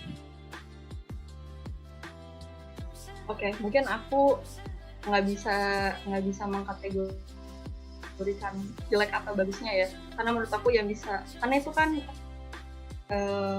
referensi dari orang masing-masing ya. Tapi aku bisa koreksi, mungkin lebih tepatnya adalah desain yang efektif atau enggak. Karena menurut aku nggak ada desain yang jelek, nggak ada desain yang bagus, tapi yang ada adalah desain yang efektif atau enggak. Dan tolak ukurnya adalah ketika desain itu kayak tadi yang udah dibahas, bisa dipahamin nggak sih sama target audiens ya? Bisa dimengerti nggak sih? Menjawab dari pertanyaan mungkin masyarakat atau enggak sih gitu? Kayak menjawab pertanyaan dari briefnya atau enggak? Atau iya atau enggak sih gitu? Jadi desain yang efektif ketika si desainer nggak perlu lagi untuk menjelasin apa sih yang ingin dia sampaikan gitu. Cukup si desainer yang berbicara gitu, karyanya yang berbicara. Kalau misalnya desain yang nggak efektif itu yang misalnya dia udah bikin nih, kita bahas lagi ya yang awal mungkin poster misalnya, misalnya lomba balap karung, terus tanggal sekian, terus misalnya nggak dicantumin nih persyaratannya apa aja atau daftarnya kemana segala macam gitu. Nah itu kan jadi menimbulkan pertanyaan lagi kan, kenapa nggak dicantumin langsung aja di situ gitu? Ya nggak efektif, jadinya ada komunikasi lagi di belakang. Harusnya udah dimuat semua di sana, udah dimasukin semua di sana, informasinya jelas, komposisinya jelas, visualnya juga jelas, nggak ada lagi pertanyaan dari target audience, itu bisa dikatakan sebagai desain yang efektif. Jadi nggak perlu lagi ada komunikasi antara si desainer atau mungkin pihak lain kepada target audience. Mungkin situ sih. Kalau misalnya dari jelek atau bagusnya, itu balik lagi ke orang-orang. Mungkin nih, balik lagi ya, mungkin yang bisa aku apa ya, yang bisa aku tunjukkan ke kalian mungkin lewat PowerPoint ini aja. Kayak misalnya, mungkin menurut aku PowerPoint yang aku bikin ini nggak ribet, simpel aja, tapi aku udah ngerasa ya udah gitu, ini aja poin-poinnya yang harus visual-visual yang mungkin nggak perlu ribet, yang penting ini aja yang harus aku sampaikan. Terus kalau misalnya preferensi bagus atau jeleknya, ya aku nggak tahu, mungkin ada yang stylenya, mungkin ada yang lebih suka kayak colorful gitu, mungkin ada yang nggak suka hitam putih, mungkin ada yang suka warna pink gitu. Jadi mungkin mereka bisa bilang kalau desain aku jelek karena nggak sesuai sama apa ya, maunya dia gitu. Misalnya itu kan dari sudut pandang dia gitu. Tapi kalau misalnya yang suka banget nih sama hitam putih dan simple, ya mungkin dia akan bilang kalau desain aku bagus karena desain aku nggak ribet dan hitam putih gitu. Maksudnya simpel aja. Jadi kalau jelek atau bagusnya itu balik lagi ke apa ya, orang masing-masing. Lebih ke pesannya sih, lebih ke apa ya, pesan yang ingin disampaikannya efektif atau enggak. Dan mungkin jelek atau bagusnya juga bisa diganti sebagai nyaman atau tidak nyaman. Menurut aku itu sih. Kalau misalnya ya balik lagi, ada desain yang nggak nyaman, kayak proporsinya nggak bagus, komposisinya nggak bagus, pesan yang ingin disampaikannya tidak beraturan, ya itu nggak nyaman kan kita buat lihatnya. Kayak contoh yang tadi udah kita bedah tuh, ya itu balik lagi nyaman gak nyaman, bukan jelek atau bagusnya. Dua-duanya aku bisa bilang bagus, dua-duanya visualnya bagus gitu, tapi dua-duanya efektif nggak, dua-duanya nyaman dilihat oleh mata atau enggak, mungkin lebih ke situ sih. Udah, kamu Tiara. Oh iya, baik. Terima kasih untuk Kak Ananda Putri atas ilmunya yang sangat bermanfaat dan pemaparan materinya yang sangat jelas dan seru. Untuk peserta, diharapkan mengisi absen pada link yang sudah di-share di chat box. Kemudian saya akan membacakan mengenai kesimpulan dari webinar kali ini. Desain grafis memainkan peran penting dalam lingkungan global modern yang kompetitif saat ini. Graphic design telah menjadi bagian sangat penting untuk setiap bisnis dan acara maupun kehidupan saat ini dan kedepannya. Alhamdulillah, sudah saatnya kita mengisi acara. Terima kasih atas perhatian dan bersama dengan semua. Mohon maaf atas segala kekurangan. Semoga ilmu dan yang kita dapatkan hari ini bermanfaat di masa yang akan datang. Sebelumnya mohon maaf kepada peserta untuk materi tidak kami share. Apabila ingin melihat video meet ini kembali, bisa lihat di akun YouTube Penarusa Indonesia. Harta semakin hari akan semakin habis, tetapi ilmu semakin hari semakin bertambah. Wassalamualaikum warahmatullahi wabarakatuh. Saya kembalikan ke MC. Terima kasih. Baik, terima kasih kepada Kak Tiara. Selanjutnya, sebelum kita mengakhiri acara ini, dari Penarusa Indonesia ada door prize nih untuk 2 orang peserta di antara teman-teman peserta yang hadir kali ini dan telah mengisi presensi atau kehadiran ya tentunya saat acara berlangsung, serta teman-teman yang beruntung. Kepada Kakak Panitia, mungkin bisa dibantu ya untuk door prize-nya ini. Ya, terima kasih Kak Pus ya. Selaku MC, ya untuk door prize kali ini ada 2 orang nanti akan beruntung. Tenang, kalian di sini akan di random, jadi yang penting nanti pada saat dipanggil namanya itu hadir. Jadi saya akan merandom picker untuk nama dari peserta yang sudah mengisi link absensi terutama. Jadi tidak ada yang merasa dicurangi karena ini dari sistem ya. Saya akan share dulu sebentar. Jadi nanti siapapun yang mendapatkan door prize-nya nanti akan mendapatkan saldo fintech sebesar 50.000. Fintech-nya bisa milih, ada GoPay, Dana, ShopeePay, ada OVO, ada link aja atau rekening juga bisa. Gitu. Sebesar 50.000 untuk setiap orang. Jadi total ada 100.000. Oke, wait a minute.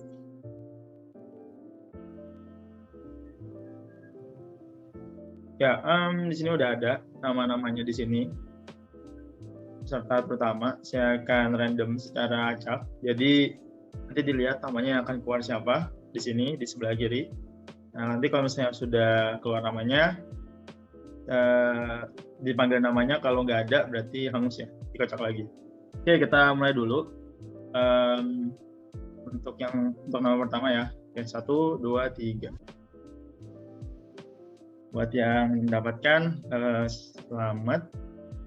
Oke, Azahra Nur Fadila ada? Halo Azahra. Ada. Oke. Terima kasih Kak Azahra, nanti bisa mengontak panitia untuk meredeem vouchernya. Oke, satu lagi ya berarti ya, kan ada 2. Tapi untuk lebih adil kita acak juga nama yang di sininya. Oke. Satu lagi tadi namanya siapa? Azahra ya. Oke, satu lagi.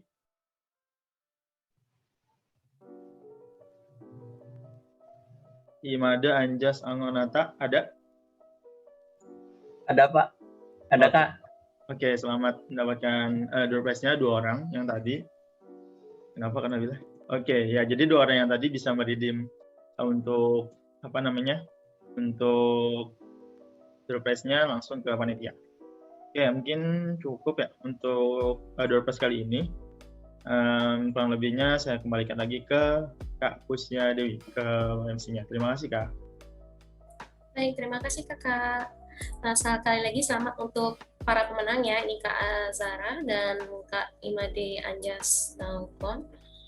Untuk info lebih lanjutnya mungkin bisa menghubungi panitia terkait hadiah door prize-nya ya. Nah, sebelum kita mengakhiri acara ini, kepada teman-teman yang masih hadir hingga saat ini, mungkin bisa menghidupkan kameranya karena kita akan mengadakan sesi foto bersama. Kepada kakak panitia, mungkin bisa dibantu lagi ya untuk pengambilan foto bersamanya.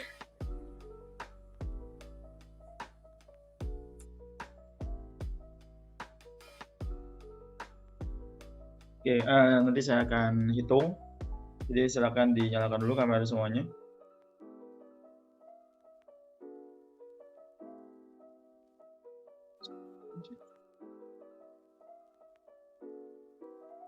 Oke, ini ada 1, 2, 3, ada 3. Oke, yang pertama dulu ya. Oke, 1. Oke, formal dulu aja. Yang apa namanya? Silakan dinyalakan. 1, 2, 3. Oke, lagi ya.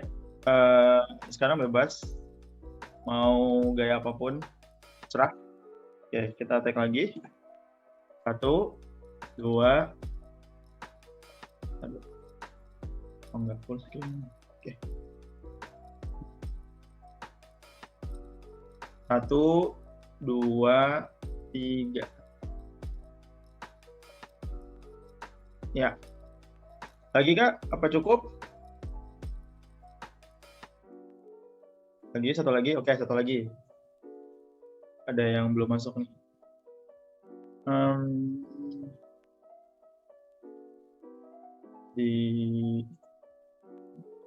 Oke, 1, 2, 3. Oke, satu lagi. 1, 2, 3. Oke, terima kasih semuanya telah join.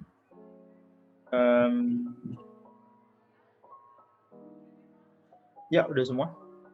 Nanti akan diserah oleh panitia untuk sesi fotonya ke teman-teman semua. Saya kembalikan lagi ke MC. Terima kasih.